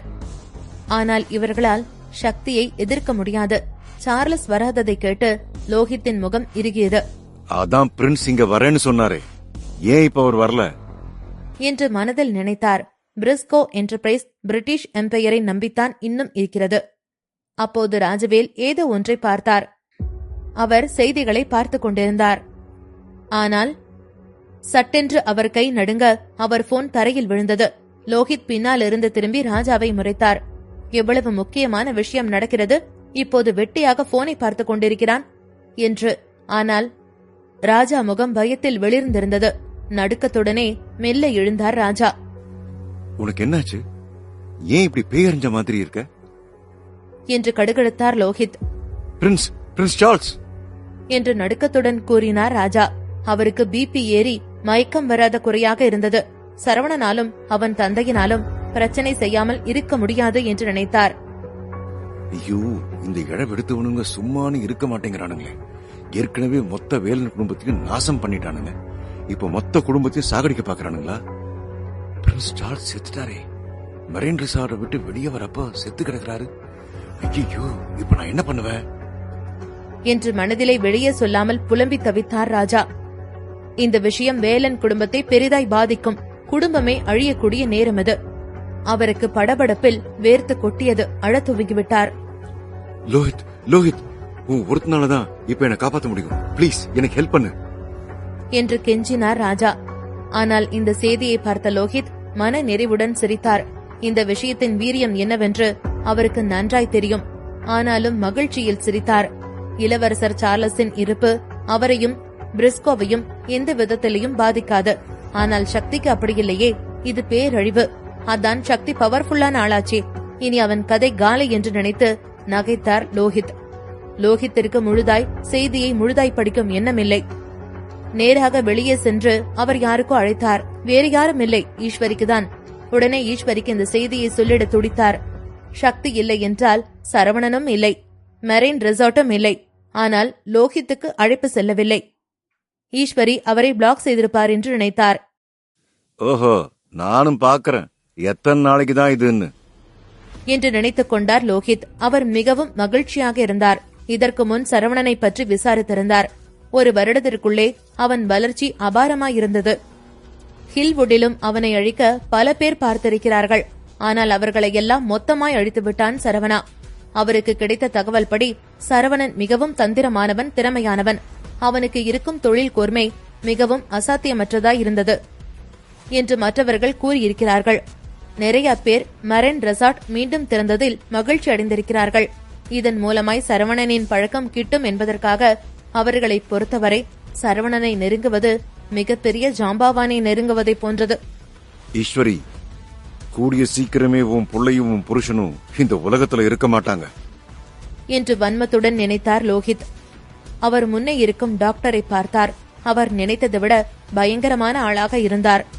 ஆமா, நீ யாரு என்று ஆர்வமாய் கேட்டார் லோகித். அதில் தோலை குலுக்கினார் டாக்டர். நான் சாதாரண மனுஷன்தான் என்று கூறியவர் முகம் சாதாரணமாய் இருந்தது. அடுத்த நொடி கோபத்தில் இருக, சக்திவேல், நீதான் ரொம்ப பெரிய ஆளாச்சே, இப்போ உன் பையனை காப்பாத்து பாப்போம் என்று கடுகடுத்தார் டாக்டர். அந்த கருப்பு கோட் டாக்டரின் மனம் தனலாய் கொதித்துக் கொண்டிருந்தது. சீக்கிரமே கோஸ்ட் டவுன் காவல்துறையினருக்கு அந்த செய்தி பரவியது. முதலில் போலீஸ் ஸ்டேஷனுக்கு தான் சார்லஸின் உடல் வந்தது. ஆனால் காவல்துறையினர் அதை பெரிதாய் எடுத்துக் கொள்ளவில்லை. ஆனால் ரவிச்சந்திரன் அந்த உடலை பார்த்ததும் அவருக்கு வேர்த்து கொட்ட ஆரம்பித்தது. என்னாச்சு என்று இறுகிய குரலில் கேட்டார் ரவி. மெரின் ரெசார்ட்டுக்கு வெளியே ஆக்சிடென்ட்ல இறந்துட்டான் என ஒருவர் கூறினார். அவரை பொறுத்தவரை இறந்திருப்பது சாதாரண வெளிநாட்டவர்தான். உடனே கேஸ ஃபைல் பண்ணுங்க, இன்வெஸ்டிகேஷனையும் ஸ்டார்ட் பண்ணுங்க. இன்னைக்கு ராத்திரியே எனக்கு ரிசல்ட் கிடைச்சாகணும் என்று கர்ஜித்தார் ரவி. அவர் முன்னே இருந்தவர் உடல் நடுங்கியது. இதுவரை இப்படி கத்திடாதவர் இன்று இப்படி கத்துவது அவருக்கு ஆச்சரியத்தை கொடுத்தது. உடனே இன்வெஸ்டிகேஷன் ஸ்டார்ட் பண்றோம் சார் என்றார். அதன் பின் வேலைகள் துவங்கியது. அரை மணி நேரத்திலே தகவலும் கிடைத்தது. சார், டிராபிக் போலீஸ் ரிப்போர்ட் படி அந்த நேரத்துக்கு மெரின் ரெசார்ட் பக்கம் ஒரே ஒரு கார் தான் போயிருக்கு என்று கூறி ஃபைல்களை நீட்டினார். ரவியும் அதனை வாங்கி பார்த்திட அவர் முகம் அதிர்ச்சியில் உறைந்தது. உடனே ஃபைல்களை மேஜையில் தூக்கி போட்டார். அதிலிருந்த சரவணனின் GTR புகைப்படம். இளவரசர் சார்லஸை சரவணன் தான் கொன்னானா? அதற்கு வாய்ப்பே இல்லை என்று நினைத்தார் ரவி. இதில் ஏன் சரவணனின் பெயர் அடிபடுகிறது? அவனுக்கும் இதற்கும் என்ன சம்பந்தம் என யோசித்தார். அந்த கார் கண்டுபிடிச்சிங்களா? சீஸ் பண்ணியாச்சா என்று அவசரப்படுத்தினார் ரவி. இல்ல சார், அடிச்சு போட்டு போயிட்டாங்க. ரவி, இப்ப என்ன பண்றது? முதல்ல இவர் ஃபேமிலி கிட்ட சொல்வோமா என்று இன்னொரு ஆபீசர் கேட்டார். இத போய் எப்படி சொல்வீங்க என்று கத்திய ரவி. அப்ப நம்ம என்ன பண்றது? நியூஸ் ஸ்ப்ரெட் ஆகாம பாத்துக்குங்க, விஷயம் பரவக்கூடாது. நான் முதல்ல இத பத்தி விசாரிக்க போறேன் என்று கூறி கிளம்பினார் ரவி. இதை பற்றி கண்டிப்பாக சரவணனிடம் அவர் பேசிதான் ஆக வேண்டும். Marine resort. சரவணா இப்பொழுதுதான் அங்கு வந்தான். எலினா முன்பே அங்கு வந்திருந்தாள். இந்த நேரத்துல எதுக்கு நீங்க கூப்பிட்ட என்று கேட்டான் சரவணா. ஏன் சாரோட முக்கியமான வேலையை நான் டிஸ்டர்ப் பண்ணிட்டனோ என்று நக்கலாய் கேட்டாள் எலினா. ஆமா என்றான் சரவணா. எலினா மட்டும் இங்கு அவனை அழைக்காமல் இருந்திருந்தால் தாரிகாவை சமாதானம் செய்து ஒரு தீர்வு கண்டிருப்பான். ஆனால் அவள்தான் ஒரு லோடு மண்ணை போட்டு விட்டாளே. அப்படின்னா எனக்கு சந்தோஷம். உன்னை நிம்மதியாவே இருக்க விட மாட்டேன்டா. நீயே சாகணும்னு ஆசைப்படுற அளவுக்கு உன்னை டார்ச்சர் பண்ணுவேன் என்று கடுப்பில் கூறினாள் எலினா. சரவணன் பெருமூச்சு விட்டான். இன்னும் எதையெல்லாம் சந்திக்க நேரிடுமோ என்று நினைத்தான். எலினா அவனை நெருங்கி வந்தவள் அவனோடு கைகளை கோர்த்து கொண்டு உதட்டை குவித்து செல்ஃபி எடுத்துக்கொண்டாள். சரவணா கேமராவை முறைத்தபடியே அசையாமல் நின்றான். ஏன், நீ சிரிக்க கூட நான் காசு கொடுக்கணுமா என்று கடுகடுத்தவள் போட்டோவை ட்விட்டரில் பதிவேற்றினாள். அவளுக்கு நிறைய ரசிகர்கள் கூட்டம் இருக்கிறது. அதனால் போட்டோ போட்ட அடுத்த நொடியே ஆயிரக்கணக்கானோர் பார்த்துவிட்டனர். அடுத்த சில நொடிகளிலேயே 10,000 பேருக்கு மேல் பார்த்தனர். இதில் கமெண்ட்டுகளும் எக்கச்சக்கமாய் குவிந்தது. நொடி பொழுதில் நடந்ததில் சரவணனால் தடுக்க முடியவில்லை. ஹேய், என்ன பண்ண என்று கேட்டான் சரவணா. எலினா இப்படி சரவணனை பயன்படுத்திக் கொள்ள நினைத்தாள். அவளை புகழ்ந்து வந்த கமெண்டில் ஒரு கமெண்ட். ரெண்டு ஃப்ராடையும் சரியாதான் ஒண்ணு சேர்த்திருக்கு. அவன் கூட சேர்ந்து உன் ஃபியான்ஸாவை கொன்னுட்டு வெக்கமே இல்லாம போஸ்ட் பண்ணிருக்க என்று வந்திருந்தது. சார்லஸின் இறப்பு. எலினா அந்த கமெண்டை கவனிக்கவில்லை. அவளை சுற்றி இருப்பவர்களுக்கு மற்றவர்களின் கமெண்டை படிக்கும் நேரமும் இல்லை. அவளுக்கு வரும் கமெண்ட்ஸ் 1 2 ஏகப்பட்ட கமெண்ட்ஸ் வரும். அதையெல்லாம் பார்க்கும் நேரம் அவளுக்கு இல்லை. போனை வைத்த எலினா சரவணனை பார்த்து கேலியாய் சிரித்தாள். இனி உன் ஆட்டம் முடிஞ்சது. டெய்லி வருவேன் உன் கூட போட்டோ எடுக்க. உன்னை இம்ச பண்ணிட்டே இருப்பேன் என்றாள். சரவணா குழம்பி போய் நின்றான். இப்ப அதுக்கு என்ன பண்ணணும்? இந்த பொண்ணு புரிஞ்சிக்கவே முடியலையே. பழி வாங்குறேன்னு சொல்லிட்டு செல்ஃபி எடுத்துக்கிட்டு இருக்கா என்று மனதில் நினைத்தான். அப்போ இதுக்காகத்தான் நீங்க வர சொன்னியா என்று கேட்டான் சரவணா. அவனுக்கு கடுப்பாக இருந்தது. ஆமா என்று அசட்டையாக கூறி அங்கிருந்து கிளம்பி சென்றாள் எலினா. சரவணா பேச்சற்று நின்றான். அவன் திரும்பவும் சாரிகா வீட்டிற்கு செல்ல கிளம்ப அங்க போலீஸ் சைரன் கேட்டது. வந்திருப்பது ரவி என்று தெரிந்ததும் அவனை காரை நிறுத்தி கதவை தட்டினான். என்ன ரவி, நீங்க இந்த பக்கம் வந்திருக்கீங்க என்று கேட்டான். படபடப்புடனே காரை விட்டு இறங்கினார் ரவி. சரவணா, ரொம்ப பெரிய பிரச்சனை ஆயிடுச்சு. உனக்கு விஷயம் தெரியாதா என்று கேட்டார். என்னாச்சு என்று புரியாமல் சரவணன் கேட்டான். அதிலே அவனுக்கு ஒன்றும் தெரியவில்லை என புரிந்தது. ரவி முகம் இன்னும் வெளிர்ந்தது. ஐயோ போச்சு என்று நினைத்தார். இதை பத்தி சரவணனுக்கு ஒன்றும் தெரியவில்லை. நிச்சயம் சரவணனுக்கும் அந்த ஆக்சிடென்டிற்கும் எந்த சம்பந்தமும் இருக்காது என்று அடித்து கூறுவார். ஆனால் யாரோ வேண்டுமென்றே சரவணன் மீது பழி சுமத்தி இருக்கிறார்கள். அப்படியென்றால் அவனின் எதிரி மிக மோசமானவர்களாக இருப்பார்கள் என்று நினைத்தான். சரவணா, உடனே இது பாரு என போனை எடுத்து அவனிடம் காட்டினார். இத பத்தி உனக்கு தெரியாதா என்று கேட்டார் ரவி. மெய்யாகவே சரவணனுக்கு ஒன்றும் தெரியவில்லை. வெளிநாட்டவர் மரைன் ரிசார்ட் வாசலில் இறந்திருப்பதை பார்த்து சற்று நிதானம் அடைந்தான் சரவணா. இறந்தது ஃபாரினரா என கேட்டான். ரவிக்கு அனைத்தையும் பொறுமையாக விளக்க நேரமில்லை. அதனால், மிஸ்டர் சரவணா, இப்போதைக்கு மெரின் ரிசார்ட் ஓபனிங்க தள்ளிவை. நீ நினைக்கிற மாதிரி இவர் சாதாரண ஃபாரினர்ல, பிரிட்டிஷ் எம்பையர்ல ராயல் ஃபேமிலி மெம்பர் என்று பரபரத்தார் ரவி.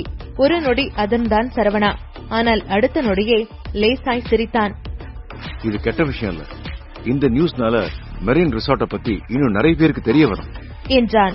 ரவிக்கு மண்டை காய்ந்து நடப்பது புரியாமல் இவன் வேறு என்று நினைத்தார். ஐயோ, இதை ஏன் இவன் புரிஞ்சிக்கவே மாட்டேங்கிறான் என்று தலையை பித்துக் கொண்டார். கவலைப்படாதீங்க, இத நான் பண்ணல. அது நான் இல்ல. எனக்கு அதுக்கும் எந்த சம்பந்தமும் இல்ல என்று பட்டென்று கூறினான் சரவணா. ரவி சுற்றி முற்றியும் பார்த்தார். மிஸ்டர் சரவணா, உங்க காரைங்க என்று கேட்டார். அத ரிப்பேர் கொடுத்திருக்கேன். போன முறை இருந்த கோவத்துல அத பயங்கர வேகமா மோதிட்டேன். வண்டி நொறுங்கிருச்சு. இன்னும் ரிப்பேர்ல தானே இருக்கு. எனக்கு அதை எடுக்க நேரம் இல்ல. சோ அது இன்னும் ரிப்பேர் சென்டர்ல தான் இருக்கு என்றான் சரவணா. ரவி முகம் இன்னும் வெளுத்தது. சீக்கிரமே அவர்கள் கொலைகாரனை பிடிக்கவில்லை என்றால் சரவணனும் மெரைன் கிளப்பும் அழிந்துவிடும்.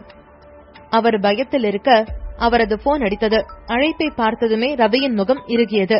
அவரின் சுப்பீரியர் தான் அழைத்திருந்தார். ரவிக்கு மேல் சில பேர் தான் இருக்கிறார்கள்.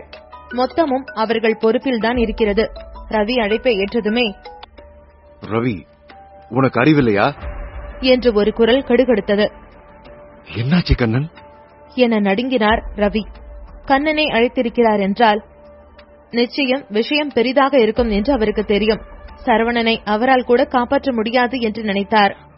உன்னை நாங்க சஸ்பெண்ட் பண்ணிட்டோம் என்று தலையில் குண்டை போட்டார் கண்ணன். ஏ என்று அதிர்ந்தார் ரவி. இந்த இடத்திற்கு வர அவர் 30 வருடங்களாய் உழைத்திருக்கிறார். சர்வ சாதாரணமாய் அவரை சஸ்பெண்ட் செய்து விட்டார்களே. அதுக்கு காரணம் வேணுமா? இவ்ளோ பெரிய பிரச்சனையானதும் நீ விசாரிக்காம நேரா சரவணன் கிட்ட ரிப்போர்ட் கொடுக்க போயிருக்க. உனக்கு அவார்டு தருவாங்க என்று கடிந்து கொண்டார் கண்ணன். அவருக்கு கோபம் அதிகமாய் வந்தது. இது என்று கூற வந்த ரவி கண்ணனுக்கு விஷயம் எப்படி தெரியும் என்று யோசித்தார். இது இன்டர்நெட்லயே வந்திருக்கு. நீ ரகசியமா சரவணனுக்கு போய் தகவல் சொல்றேன்னு போட்டிருக்காங்க.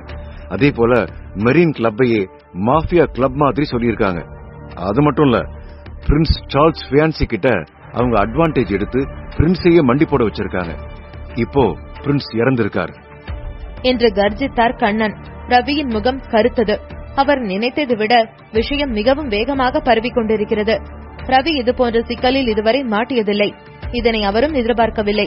இந்த பிரச்சனை இரு நாட்டிற்கும் இடையே மிகப்பெரிய போரை உண்டாக்கும். இந்த மாதிரியான சிச்சுவேஷன்ல நான் இந்த முடிவு எடுத்ததுக்கு குத்தம் சொல்லாத.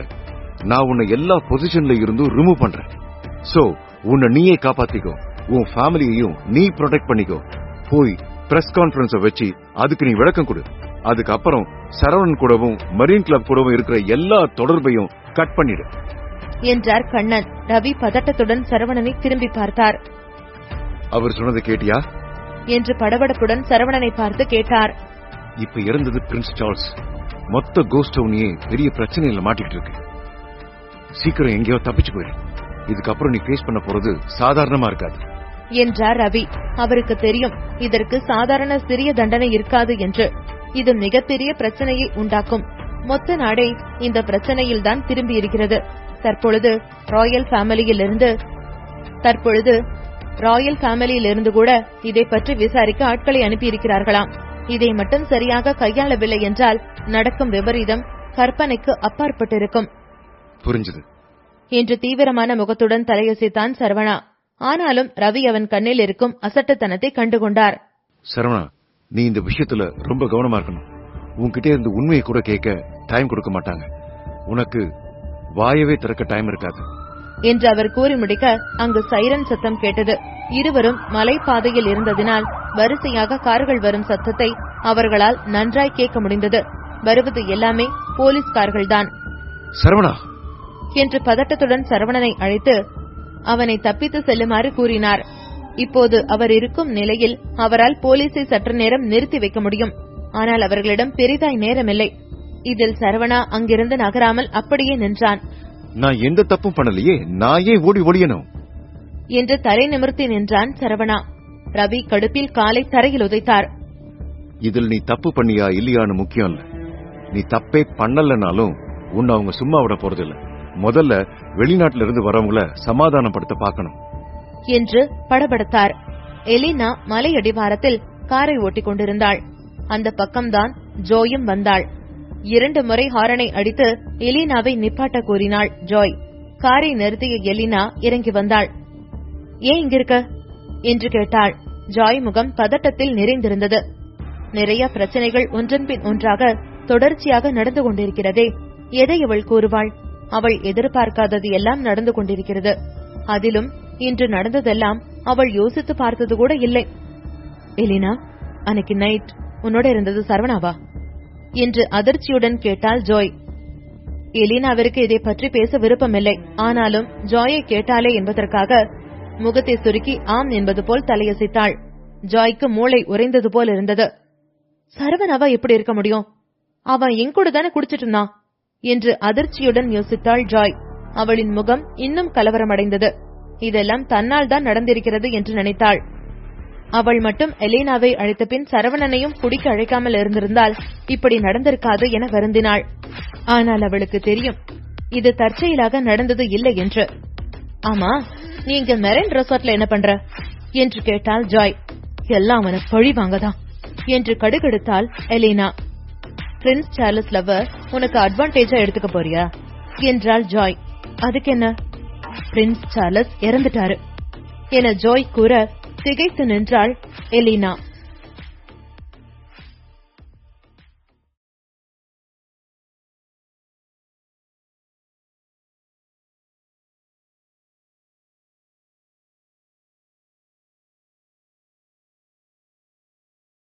அவன் எப்படி செத்தான்? அதுக்கு வாய்ப்பே இல்லையே என்று அதிர்ச்சியுடன் கேட்டாள் எலினா. அவளால் அதை கொஞ்சம் கூட நம்ப முடியவில்லை. எலினா ஒரு பெரும் பணக்கார குடும்பத்திற்கு பிறந்தவள். அவள் பிறந்ததிலிருந்து ஒரு இளவரசி போல வளர்ந்தவள். பிரிட்டிஷ் ராஜ குடும்பம் கூட பிரின்ஸ் சார்லஸ் ஆல்பர்ட் ஃபேமிலியின் மருமகனாகினால் அது கொஞ்சம் மரியாதை குறைவாக இருந்தாலும் கூட குடும்பத்திற்கு நல்லதாக தான் இருக்கும் என்று நம்பினார்கள். அதை அவர்கள் ஒரு பிளஸ்ஸிங்காக தான் எண்ணினார்கள். அது மட்டும் விஷயமில்லை. குடும்பத்தில் ஒன்றுக்கும் உதவாமல் இருந்த ஒருத்தன் மிகவும் பெரிய ஒரு குடும்பத்தில் தனக்கான துணையை தேடிக் கொண்டிருக்கிறானே என்று சந்தோஷப்பட்டார்கள். ஜோய் எலினாவின் கேள்விக்கு பதில் சொல்லும் முன்னாடி எலினாவை திரும்பவும், இது நடக்க வாய்ப்பே இல்ல ஜோய். அவன் கோஸ்ட் டவுன்ல செத்துருக்கான்னு சொன்னா சத்தியமா சொல்றேன், கோஸ்ட் டவுனே காலி ஆயிடும் என்றாள். எலினாவுக்கு இந்த விஷயத்தின் விபரீதம் மிகவும் நன்றாக தெரிந்தது. ஆனா எலினா, இதுதான் உண்மை என்று மிகவும் சீரியஸாக சொன்னாள் ஜோய். அவளுக்கும் இப்போதே கோஸ்ட் டவுன் பற்றி எரிவது போல இருந்தது. எலினா சிறிது நேரத்திற்கு மூச்சை இழுத்துவிட்டு தன்னை ஆஸ்வாசப்படுத்திக் கொண்டாள். என்னதான் நடந்துச்சு? அவன் சரவணனோட கார்ல அடிபட்டு செத்துருக்கான். அந்த நேரத்தில் மலையிலிருந்து போலீஸ்காரர்கள் வந்து கொண்டிருந்தனர். எலினா மேலே இருந்து வருவதற்கு இடையில் அவளுக்கு கார்களை பார்க்க முடியுமாக இருந்தது. ஆனால் அதை எலினா சீரியஸாக எடுத்துக்கொள்ளவில்லை. அவளுக்கு சரவணன் ஏதோ ஒரு தொல்லையில் மாட்டிக்கொள்வதை பார்த்து மிகவும் சந்தோஷமாக இருந்தது. அப்படியே பாப்கார்னை எடுத்துக்கொண்டு வந்து சம்மணம் போட்டு உட்கார்ந்து அதை ரசிக்க வேண்டும் போல இருந்தது. ஆனால் அவள் சார்லஸ் சரவணனுக்கு ஒரு நல்ல பாடத்தை கற்பித்துக் கொடுப்பான் என்று நினைத்திருந்தாள். ஆனால் இப்படியாவதை நினைக்கும்போது கொஞ்சம் கஷ்டமாகத்தான் இருந்தது. சரவணன் முதலாவது போலீஸ் காரில் உட்கார்ந்திருந்தான். கூடவே ரவிச்சந்திரனும் உட்கார்ந்திருந்தார். ஆனால் அவன் அங்கே கைதியாக உட்கார்ந்திருந்தான். ஜோய் அதை பார்த்ததும் இந்த சம்பவம் மிகவும் சீரியஸானது என்று தோன்றியது. அதே நேரத்தில் சரியாக ஜோயின் போன் ரிங் ஆனது. அவளுக்கு லோகித்திடமிருந்து கால் வந்திருந்தது. ஒருவித யோசனையுடனேயே காலை அட்டன் பண்ணி ஹலோ என்றாள். ஹலோ ஜோய், இன்னைக்கு நைட் ஃப்ரீயா? நாம கொஞ்சம் மீட் பண்ணி பேசலாமா என்று ஒருவித நகைப்புடன் கேட்டார். அவரது துணியில் ஜோய்க்கு ஏதோ ஒரு வித்தியாசம் தெரிந்தது. இதற்கு முன்னாடியெல்லாம் அவளை அவர் பெயர் சொல்லி அழைத்ததில்லை. ஆனால் இன்று அவரது துணி மிகவும் வித்தியாசமாக இருந்தது. அவருக்கு ஏதோ தெரிந்திருக்கிறது போல என்று யோசித்தாள் ஜோய். பேசுறதுக்கு ஒன்னும் இல்லையே, நான் ஒன்னும் ஃப்ரீயாவும் இல்ல என்று ஜோய் வெடுக்கென்று சொன்னாள். அவளது பார்வை முழுக்க சரவணனை ஏற்றிக்கொண்டு சென்று கொண்டிருக்கும் போலீஸ்காரின் மேல்தான் இருந்தது. எலினாவும் அதையேதான் பார்த்து கொண்டிருந்தாள். ஓஹோ, அப்படியா? ஃப்ரீயா இல்லையா? ஆனா இதுல நீங்க மட்டும் சம்பந்தப்பட்டது இல்லையே. மித்ரா பீனிக்ஸ் குடும்பத்துல இருந்து விலகினப்ப மிச்சம் இருந்த வாரிசு காசை பத்தி பேச வேண்டியிருக்கு. வாரிசா? அந்த வாரிசு பணத்தை பத்தி உங்களுக்கு உரிமை இருக்குன்னு நினைக்கிறீங்களா? அந்த காசு யாருக்கு போகணுங்கிறதெல்லாம் உங்களுக்கு தேவையில்லாத விஷயம். அந்த காசு பீனிக்ஸ் குடும்பத்துக்கு தான் சொந்தமாகும். ஜோய் சொன்னதை கேட்டதும் லோகித் சத்தமாக சிரித்தான். என்னது அது? பீனிக்ஸ் குடும்பத்துக்கு தான் சொந்தமாகுமா?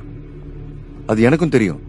ஆனா பிரிஸ்கோ என்டர்பிரைஸும் பீனிக்ஸ் குடும்பத்தோட வாரிசு தானே.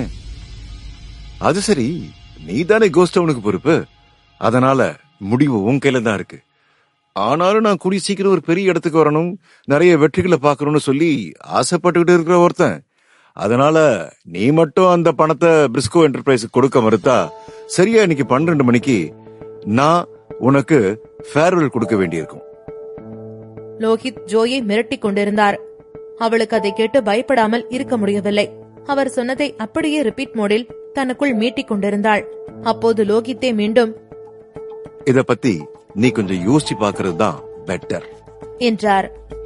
அவரது குரல் கொஞ்சம் அமைதியாகத்தான் இருந்தது. ஆனால் அவரது வார்த்தைகள் மிகவும் காரமாக இருந்தது. லோகித்திற்கு ஏற்கனவே சரவணனின் விஷயம் தெரிந்திருந்தது.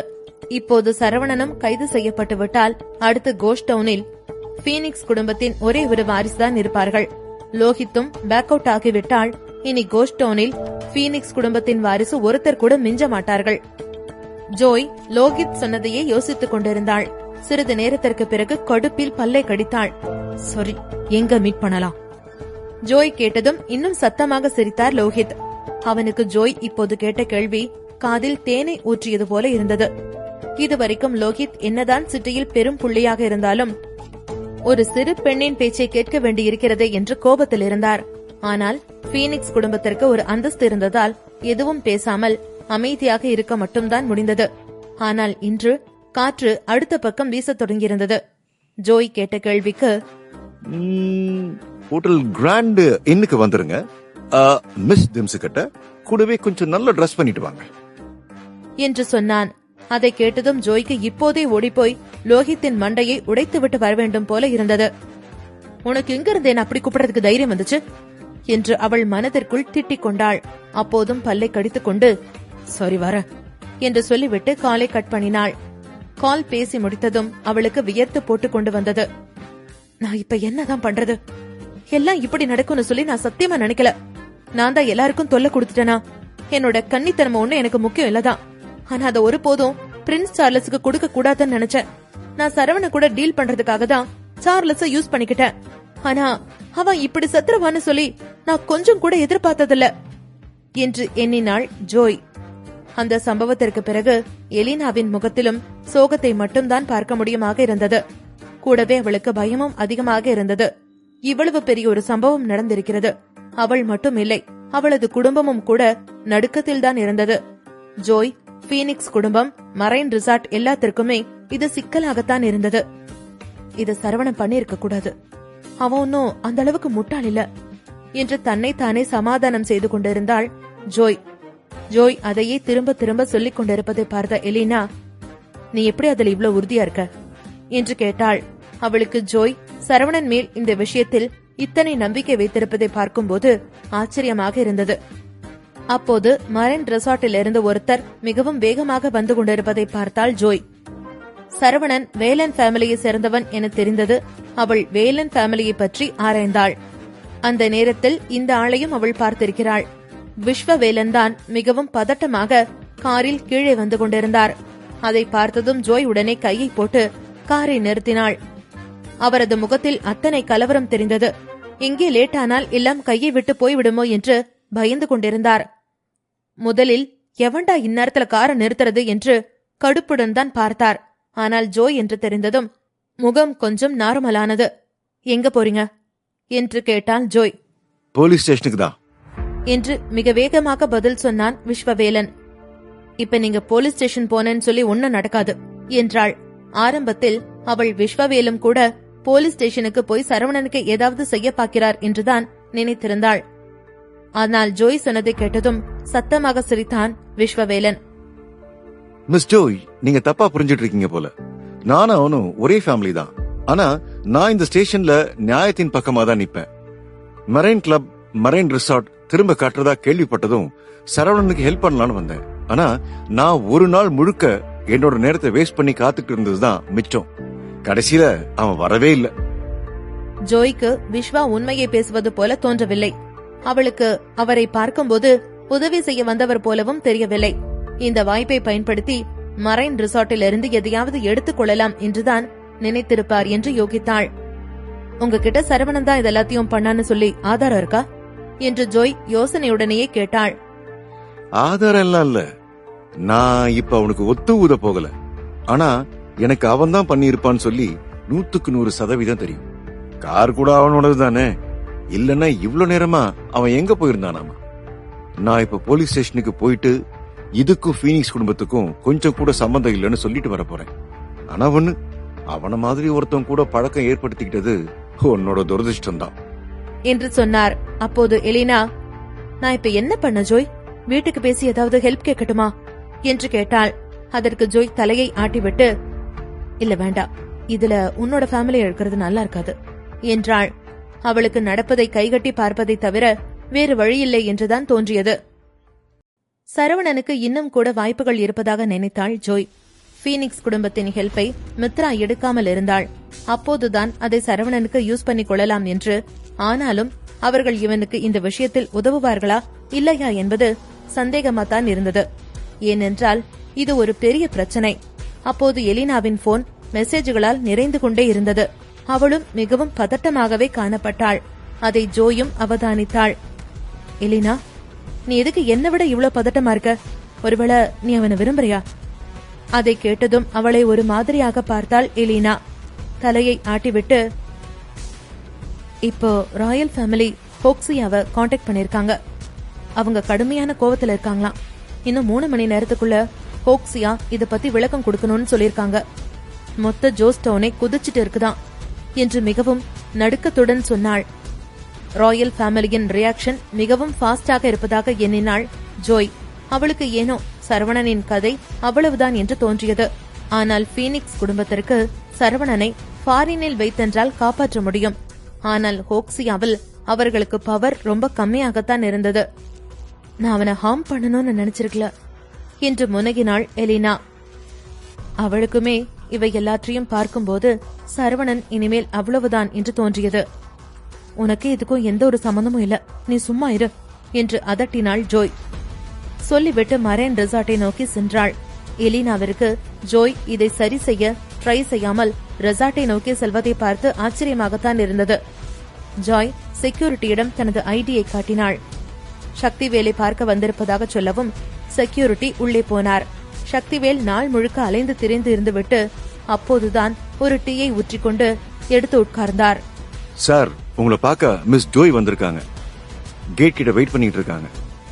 செக்யூரிட்டி வந்து சொன்ன உடனே கையில் இருந்த டீ கப்பை கீழே வைத்துவிட்டு, எதுக்கு வெளியில வெயிட் பண்ண வச்சுட்டு வந்திருக்கீங்க? போங்க போங்க, உடனே வர சொல்லுங்க என்றார். ஜோயும் சிறிது நேரத்திலேயே உள்ளே வந்தாள். அவளை கண்டதும் சக்திவேல் எழுந்து கொண்டு, வாங்க வாங்க உட்காருங்க என்றார். ஜோய் இதுவரைக்கும் சக்திவேலை பற்றி யார் யாரோ சொல்வதை மட்டும்தான் கேட்டிருக்கிறாள். அவர் ஒரு சோம்பரமான மனிதர், சாதாரண மனிதர்களைப் போலதான் வாழுவார் என்று சொல்லியிருக்கிறார்கள். ஜோய் வந்ததுமே, சரவணனுக்கு ஒரு பிரச்சனை, உங்களுக்கு தெரியுமா? என்ன பிரச்சனை என்று அமைதியாக கேட்டார். அவருக்கு இப்போது வரைக்கும் அதை பற்றி எதுவும் தெரியாமல் தான் இருந்தது. ஜோய்க்கு அவரை பற்றி கேள்விப்பட்டதெல்லாம் உண்மைதானா என்று சந்தேகமாக இருந்தது. அவரது ஒரே மகனான சரவணனுக்கு ஒரு பிரச்சனை என்று சொல்லியும் கூட அவர் நிதானத்தை இழக்காமல் மிக அமைதியாகவே இருந்தார். அவரது முகத்தில் கொஞ்சம் கூட பதட்டம் தெரியவில்லை. சரவணனை போலீஸ் பிடிச்சிட்டு போயிட்டாங்க. உங்களுக்கும் ஃபீனிக்ஸ் ஃபேமிலிக்கும் கூட கனெக்ஷன் இருக்குல்ல, உங்களுக்கு எப்படி ஒரு அப்டேட்டும் வராம இருக்கு? ஜோய் இப்படி சொன்னதும் அவர் இன்னும் கூலாக இருந்தார். தலையை ஆட்டிக்கொண்டே, ஓ அரெஸ்ட் பண்ணிட்டீங்களா? சரிதானே, அவன் இன்னும் சின்ன பையன் தானே, தப்பு பண்ணதானே செய்வான் என்றார். ஜோய்க்கு அதை பார்த்து இன்னும் ஆச்சரியமாக இருந்தது. இது ஒன்றும் திரித்துக் கொள்ளக்கூடிய தப்பு இல்லையே. பிரிட்டிஷ் ராஜ ஃபேமிலி வேற, தம் வாள்களை கூர்மைப்படுத்திக் கொண்டிருக்கிறார்கள். அப்படி இருக்கும்போது இவர் கூலாக இருப்பதை பார்த்து அவளுக்கு என்ன சொல்வதென்று தெரியவில்லை. அப்ப நீங்க அவனை காப்பாத்த போறதில்லையா?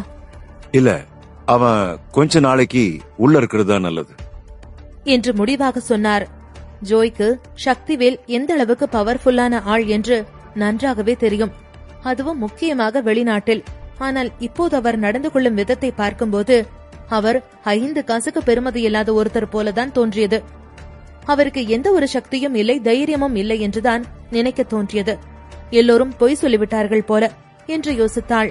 அவளுக்கு இப்போது மொத்த வேலன் குடும்பம் ஒன்று போலதான் தோன்றியது. முதலில் ராஜவேல், அடுத்து விஸ்வவேல், இப்போது சக்திவேல். எல்லோரும் தம்மை பற்றி மட்டும்தான் யோசிக்கிறார்கள் என்று நினைத்தாள். சிறிது நேரத்திற்கு அவரையே நம்ப முடியாமல் பார்த்து கொண்டிருந்தாள் ஜோய். பின் எழுந்து கொண்டு, உங்களோட டீ டைமை கெடுத்ததுக்கு என்ன மன்னிச்சிடுங்க என்று சொல்லிவிட்டு சென்றாள். வெளியே ஜோய் வரும் வரை காத்துக் கொண்டிருந்த எலினா, எப்படி போச்சு? நாமத்து போச்சு. சரவண இன்னையிலிருந்து தன்னோட கடைசி நாட்களை என்ன வேண்டிதான். அதை கேட்டதும் எலினாவிற்கு குற்ற உணர்ச்சியாக இருந்தது. முகத்தை தொங்க போட்டுக்கொண்டு, என்ன மன்னிச்சிடு ஜோய் என்றாள். ஹே விடு சும்மா, இதுல உன்னோட தப்பு இல்லைன்னு தான் சொல்லிட்டேன்ல. ஜோய் தனது போனை எடுத்து பார்த்தாள். பிரிஸ்கோ என்டர்பிரைசஸ்ல இருந்து ஏராளமான மெசேஜ்கள் வந்திருந்தன. சரவணனுக்கு ஒரு அடிபட்டு விட்டதால் லோகித்திற்கு இப்போது அவன்தான் கிங் என்று நினைப்பு வந்துவிட்டது. யாராலும் என்னை அசைக்க முடியாது என கர்வத்துடன் சுற்றி கொண்டிருந்தான். ஜோய்க்கு லோகித்தின் மெசேஜை பார்க்கும்போது வெறுப்பாக இருந்தது. மிஸ் பிராங்க்லின், இன்னைக்கு நைட்டு என்ன சாப்பிடலாம்? இன்னைக்கு நீ எனக்கு நிறைய நன்றி சொல்ல வேண்டியிருக்கு. நாங்களும் கோஸ்ட் டவுன்ல இல்லாம போயிட்டா உனக்கு ரொம்ப கஷ்டமா இருக்கும். சொல்ல மறந்துட்டேன், மறக்காம நல்ல ட்ரெஸ் பண்ணிட்டு வா. இன்னும் சில பேரை நான் உனக்கு இன்ட்ரடியூஸ் பண்ணி வைக்க இருக்கேன். அதெல்லாம் லோகித் ஜோய்க்கு அனுப்பியிருந்த மெசேஜ். அதை படிக்க படிக்க அவளுக்கு மிகவும் அருவருப்பாக இருந்தது. ஆனால் அவளுக்கு இந்த மீட்டிங்கை தவிர்க்க எந்த ஒரு வழியும் தெரியவில்லை. அவளது உயிர்தான் போனாலும் ஆவியாக வர சொல்லுவார் போலத்தான் இருந்தது. ஒரு பெருமூச்சு விட்டுவிட்டு, எலினா நீ முதல்ல போ, நான் கொஞ்சம் லேட்டா வரேன் என்று சொல்லிவிட்டு ஹோட்டல் கிரெயின் என்னை நோக்கி சென்றாள். போலீஸ் ஸ்டேஷனுக்கு முன்னாடி எல்லா மீடியாவின் ரிப்போர்ட்டர்ஸ்களும் கூடியிருந்தார்கள். போலீஸ் அவர்களை எத்தனையோ முறை போக சொல்லிவிட்டார்கள். ஆனாலும் இங்கே எப்படியும் நிறைய கண்டென்ட் கிடைக்கும் என்பதால் அசைய மறுத்தார்கள். இன்னைக்கு இங்க இருந்து ஒரு பெரிய நியூஸோட போறவனுக்கு பெரிய லாபம் தான். ஒண்ணுல சின்ன வயசுலயே எல்லாம் இருக்குல்ல, அந்த திமிர் தான். பணத்தாசை பெரும் எல்லாம் இருக்கிறது சரின்னு சொன்னாலும் கூட போயும் போயும் இளவரசரோட ஃபியான்சி மேலேயே கைய வச்சிட்டானே. அது போதாதுன்னு சொல்லி இளவரசரையும் மொத்தமா முடிக்க யோசிச்சிருக்கான். அவன் ரொம்ப பெருசா நினைச்சிட்டு இருக்கான். இந்த பேச்சும் அங்கே அடிபடவும் எல்லோரும் அந்த ஆளை திரும்பி பார்த்தார்கள். முன்னாடி ஹில்வுட் மரைன் கிளப் ஒரு பெரும் இடத்தை வகித்துக் கொண்டிருந்தது. நல்ல வேளை, அவனுக்கு இது தேவைதான்.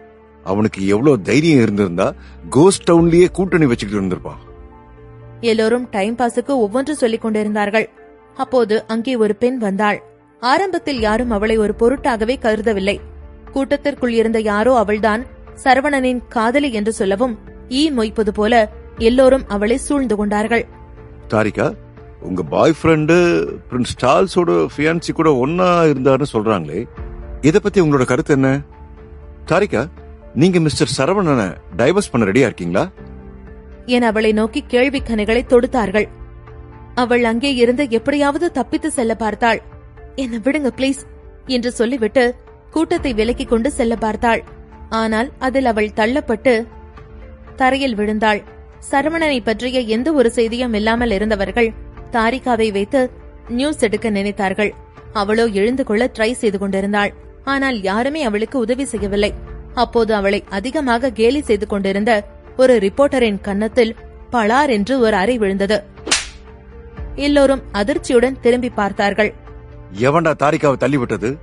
இனிமே எவனாவது அவளை பத்தி ஏதாவது சொன்னீங்க, அவ்வளவுதான் பாத்துக்குங்க. அவ இன்னையில இருந்து எனக்கானவ என்று அறைந்தவன் சொன்னான். சரவணனை பார்க்கணும். தாரிகாவுக்கு அப்படி சொன்னது கண்டிப்பாக சரவணன் இல்லை என்று தெரிந்தது. அவளுக்கா அவனது குரல் தெரியாது? அது மட்டுமில்லாமல் அவள் சரவணனுக்கானவள். அப்படி இருக்கும்போது எவனோ ஒருத்தன் திடீரென்று வந்து இவள் எனக்கானவள் என்று சொல்லும்போது அவளுக்கு அரித்தது. உடனே ஷாக்குடன் திரும்பி பார்த்தாள். அங்கே தேவ் நின்று கொண்டிருந்தான். தேவிடமிருந்து அடிவாங்கிய ரிப்போர்ட்டர் உடனே அவனை பார்த்து முறைத்தான். ஏன் மேலேயே கைய வைக்கிற அளவுக்கு உனக்கு தைரியம் இருக்கா? முதல்ல யாருடா நீ? சிட்டியில் இருக்கும் அனைத்து பெரும் புள்ளிகளின் அனைத்து ரகசியங்களையும் மீடியா தம் கைக்குள் பொத்தி வைத்துக் கொண்டிருக்கும். பெரும் பெரும் புள்ளிகள் கூட மீடியா ஆட்களிடம் வாலாட்ட மாட்டார்கள். தேவ் அந்த ரிப்போர்ட்டரை பார்த்து நக்கலாக சிரித்துவிட்டு நானா என்று கேட்டுவிட்டு இன்னும் ஒருமுறை அறிந்தான். பின் இப்ப தெரியுதா நான் யாருன்னு சொல்லி என்று கேட்டான். அந்த ரிப்போர்ட்டரின் மைண்ட் வாய்ஸோ யாருன்னு தெரிஞ்சா நான் எதுக்குடா கேட்க போறேன் என்று சொல்லியது. ரிப்போர்ட்டருக்கு கோபம் வந்தது. உடனே தேவை முறைத்துக் கொண்டே, நீ எவனா வேணாலும் இருந்துட்டு போ, போலீஸ் ஸ்டேஷனுக்கு முன்னாடியே ஒருத்தனை கை நீட்டி அடிக்கிற, என்ன சட்டம் எல்லாம் செத்து போச்சுன்னு சொல்லி நினைச்சிட்டு இருக்கியா என்று கேட்டான். அதை கேட்டதும் தேவ் எல்லோரையும் சுற்றி பார்த்துவிட்டு, ஓ, இங்க இருக்கிற யாருக்குமே நான் யாருன்னு சொல்லி தெரியாதா என்று கேட்டான். இங்கே வந்திருக்கும் அத்தனை பேரும் பல பெரிய ஆட்களை இன்டர்வியூ எடுத்தவர்கள். ஆனால் அங்கே இருக்கும் யாருமே தேவ் ஃபேமிலியை இன்டர்வியூ எடுத்ததில்லை. எடுக்கும் தைரியமும் இருந்ததில்லை. அப்போது கூட்டத்திற்குள் இருந்த ஒருத்தர் திடீரென்று, ஏய், இது மிஸ்டர் தேவ் தானே என்று கேட்டார். என்னது, மிஸ்டர் தேவா என்று இன்னும் ஒருத்தர் அதிர்ச்சியுடன் கேட்டார். தெரியாமல் கேட்டவரை ஒரு மாதிரியாக பார்த்தார் முதல் ரிப்போர்ட்டர். நீ எல்லாம் என்ன ரிப்போர்ட்டரா? ஏன் உனக்கு தேவ் ஃபேமிலியை தெரியாதா? அந்த ஃபேமிலி மகன் தான் இது என்று விளக்கினார். அதை கேட்டதும் தேவிடமிருந்து அறை வாங்கிய ரிப்போர்ட்டருக்கு கால்கள் பயத்தில் நாட்டியமாடத் தொடங்கியது. அவனுக்கு இப்போது முன்னால் இருப்பது யாரென்று தெளிவாக தெரிந்துவிட்டதே. எவ்வளவு பெரிய முட்டாளா இருந்திருக்கேன். நான் எத்தனையோ வருஷமா இந்த ஃபீல்டுல இருக்கேன். இவங்கள பத்தி எனக்கு நல்லாவே தெரியும். ஆனா மூஞ்சிகளைத்தான் தெரியாது. அவ்வளவுதான், நான் இன்னைக்கு காலி என்று தன் செயலை நினைத்து தன்னையே நொந்து கொண்டிருந்தார். உடனே தேவை பார்த்து, சார், எனக்கு இவங்க உங்க லவ்வர்னு சொல்லி தெரியாது. நான் தப்பு பண்ணிட்டேன், என்ன மன்னிச்சிருங்க என்று சொன்னான். அந்த ரிப்போர்ட்டருக்கு ஒரு மலை உச்சியில் நின்று கொண்டிருப்பது போல இருந்தது. தேவின் ஒரு வார்த்தைதான் அதிலிருந்து பாய்வதா இல்லையா என முடிவெடுக்கும். தேவ் அமைதியாகவே இருந்தான். அதை பார்த்ததும் உடனே தாரிகாவின் பக்கம் திரும்பினார் ரிப்போர்ட்டர். மிஸ், என்ன மன்னிச்சிருங்க, நான் வேணும்னே பண்ணல. உங்ககிட்ட சில கேள்விகள் தான் கேட்க பார்த்தேன் என்று கெஞ்சினார். தாரிகாவிற்கு இந்த நாடகத்துக்கும் அவளுக்கும் கொஞ்சம் கூட சம்பந்தமே இல்லை என்றுதான் தோன்றியது. அவளுக்கு கூடிய சீக்கிரத்தில் உள்ளே போய் சரவணனை பார்க்க வேண்டும், அவ்வளவுதான்.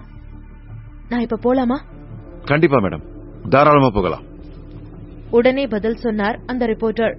தாரிகா உள்ளே போக திரும்பினாள். பின் மறுபடியும் அந்த ரிப்போர்ட்டரை பார்த்து, இன்னும் ஒன்னு சொல்லிக்க விரும்புறேன். எனக்கும் இந்த தேவுக்கும் எந்த ஒரு சம்பந்தமும் இல்ல என்று சொன்னாள். பின் தேவை ஒரு பார்வை பார்த்துவிட்டு திரும்பி சென்றாள். அங்கே இருந்த எல்லா ரிப்போர்ட்டர்களும் தேவ் ஃபேமிலியின் கைவரிசையை பற்றி நன்றாகவே தெரியும். அவர்கள் யார் யாரின் ஆயுளை முடித்து வைத்திருக்கிறார்கள், எந்த எந்த பெண்ணின் வாழ்க்கையை சீரழித்திருக்கிறார்கள் என எல்லாமே அவர்களுக்கு நன்றாகவே தெரியும். அப்படி தெரிந்து கொண்டு அதை வெளியே விட ட்ரை பண்ணியவர்கள் என்ன ஆனார்கள் என்றும் தெரியும். அதனால் யாருக்கும் இப்போது எந்த ஒரு ஆக்ஷனும் எடுக்க துணிவிருக்கவில்லை. அந்த ரிப்போர்ட்டருக்கு உயிர் பயம் கண்ணில் தெரிந்தது. மறுபடியும் தேவை பார்த்து, என்ன மன்னிச்சிருங்க, நான் அப்படி பண்ணிருக்க கூடாது. இனிமே எந்த ஒரு தப்பும் செய்ய மாட்டேன். இனி உங்க வழியிலேயே வரமாட்டேன் என்றான். அதை கேட்டதும் முன்னால் போய்க் கொண்டிருக்கும் தாரிகாவை பார்த்து கொண்டே, இப்பப்போ உன்னை இன்னொரு டைம் பாத்துக்கிறேன் என்று சொன்னான். அதை கேட்டதும் ரிப்போர்ட்டர் உடனே அங்கே இருந்து ஓடத் தொடங்கினார். அவர் ரோட்டுக்கு போனதும் அவருக்கு முன்னால் ஒரு வேன் வந்து நின்றது. அதற்குள் இருந்த ஆட்கள் அந்த ரிப்போர்ட்டரை உள்ளே இழுத்துக் கொண்டார்கள். அதை பார்த்து கொண்டிருந்த அனைத்து ரிப்போர்ட்டர்களுக்கும் பயத்தில் தொண்டை வறண்டது. யாருமே அதை வீடியோவோ போட்டோவோ எடுக்க துணியவில்லை. அந்த மேட்டர் தீர்ந்து விட்டது என தெரியும். தேவ் போலீஸ் ஸ்டேஷனுக்குள் நுழைந்தான். லாபியில் இருந்த தாரிகாவிற்கு எதுவுமே புரியவில்லை. அவளுக்கு சரவணனை பார்த்தே ஆக வேண்டும் என்று தோன்றியது. ஆனால் அவனது கேஸ் பெரிய எடுத்து கேஸ் என்பதால் சென்ட்ரல் கவர்மெண்ட் ஆளுக வரும் வரைக்கும் வேறு யாருக்கும் அவனை பார்க்க அனுமதி கொடுக்க வேண்டாம் என சொல்லப்பட்டிருந்தது. ஹாய் தாரிகா, நாம மறுபடியும் மீட் பண்றோம் என்று சொல்லிக்கொண்டே அங்கே வந்தான் தேவ். தாரிகா அவனை பார்க்க கூட இல்லை. அவள் தரையில் பார்வையை பதித்துக் கொண்டு சரவணனை பற்றி யோசித்துக் கொண்டிருந்தாள். உனக்கு சரவணனை பார்க்கணுமா என்று கேட்டான் தேவ். தாரிகா அவனை வெறுப்புடன் பார்த்தாள். அதை பார்த்ததும் தோலை குலுக்கினான் தேவ். என்ன அப்படி பார்க்காத, நான் நல்லவமா. உனக்கு சரவணனை பார்க்கணும்னு சொன்னா என்னால ஹெல்ப் பண்ண முடியும். ஆனா ஒரே ஒரு கண்டிஷன் இருக்கு. என்னது? பெருசா ஒண்ணும் இல்ல, ஒரே ஒரு தடவை என் கூட ஒரு ரெஸ்டாரண்ட்டுக்கு வரணும் என்று மிகவும் கேஷுவலாக சொன்னான். ஆனால் அவனது மனதில் வேறு ஒரு பெரிய பிளானே இருந்தது. இப்போது சரவணன் ஜெயிலில் இருக்கிறான்.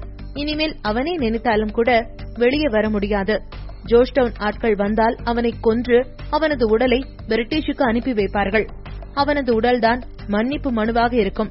தேவுக்கு சரவணன் சாகும் முன்னாடி அவனுக்கு மிகவும் பிடித்த, அவன் உயிராக நினைத்த பொருள் அவனை விட்டும் போய்விட்டதை காட்ட வேண்டும் என்று ஆசைப்பட்டான் தேவ். தாரிகா அமைதியாக இருப்பதை பார்த்த தேவ் சிரித்துக் கொண்டே, சும்மா ஒரு மீலுக்கு போறதுக்கு எதுக்கு நீ இவ்வளவு யோசிக்கிற? நீ இதுக்கு ஓகேன்னு சொன்னா நான் உன்னை சரவணனை பார்க்க கூட்டிட்டு போவேன். அது மட்டும் இல்ல, பிரிட்டிஷ்ல இருந்து கூட ஆளுங்க வந்துகிட்டு இருக்காங்க. அதனால உனக்கு அவனை பார்க்க இருக்கிற ஒரே ஒரு வாய்ப்பு இன்னைக்கு நைட் மட்டும்தான். உன்கிட்ட அவ்வளோ எல்லாம் நேரம் இல்ல, அதனால சீக்கிரமா சொல்லு. தேவ் அவளை அவசரப்படுத்திக் கொண்டே இருந்தான். தாரிகாவிற்கு மிகவும் குழப்பமாகவும் பதட்டமாகவும் இருந்தது. சிறிது நேரம் யோசித்துக் கொண்டே இருந்தாள். சரி, ஒரே ஒரு மீல் மட்டும்தான் என்றாள் தலையை ஆட்டிக்கொண்டே. தேவ் கையை விரித்துவிட்டு, இது போதுமே என்று சிரித்துக் கொண்டே சொன்னான். ஆனாலும் அவனுக்கு மனதில் கொஞ்சம் கூட சந்தோஷம் இருக்கவில்லை. மொத்த போர்க்காமையுமே கைக்குள் வைத்துக் கொண்டிருப்பவனுக்கு தாரிகா கொஞ்சம் கூட மரியாதை கொடுத்ததாக தெரியவில்லை. தாரிகா அழகானவள் மட்டுமல்ல, அவள் உடல்வாகும் கூட மிகவும் எடுப்பாக இருக்கும். கூடவே அவள் நன்றாக பாடுகிறாள். மென்மையான குணமுடையவள். இதெல்லாம் தேவை மிகவுமே ஈர்த்தது. ஆனால் இத்தனை நடந்ததற்கு பிறகும் கூட தாரிகா சரவணனுக்காக நிற்பது, அவனுக்கு நேர்மையாக இருப்பதை பார்க்கும்போது இன்னும் கடுப்பாக இருந்தது. அது மட்டுமில்லை, இத்தனை நாட்களாக சரவணனும் தாரிகாவும் காதலித்துக் கொண்டிருந்தாலும் கூட அவர்கள் இருவரும் ஒன்றாக இருந்ததில்லை என்பதை தேவ் தெரிந்து கொண்டு விட்டான். அதனால் அவனுக்கு இன்னும் ஆர்வம் அதிகரித்தது. தேவ் உடனே போய் அங்கிருந்த ஒரு போலீஸ்காரரிடம், எங்களுக்கு சரவணனை பார்க்கணும் என்று கேட்டான். ஆனால் அந்த போலீஸ்காரரோ அவனை நிமிர்ந்து கூட பார்க்காமல், முடியாது என்று சொல்லிவிட்டார். நான் அப்பாயின்மெண்ட் போட்டிருக்கனே, ஏதாவது ஒரு ஸ்பாட் மிச்சம் இருக்கும் பாருங்க. இல்ல, ஒரு ஸ்பாட்டும் மிச்சம் இல்ல. என்னது இல்லையா? இந்த இடத்துல எனக்கே இடம் இல்லாம போகிற அளவுக்கு பண்ணி சரவணனை பார்க்கக்கூடிய தகுதி யாருக்குதான் இருக்கு என்று நக்கலாக சிரித்துக் கொண்டே கேட்டான். அவனுக்கு தாரிகாவுக்கு வேறு வாக்கு கொடுத்துவிட்டு அசிங்கப்பட போவதை நினைத்து இன்னும் கடுப்பாக இருந்தது.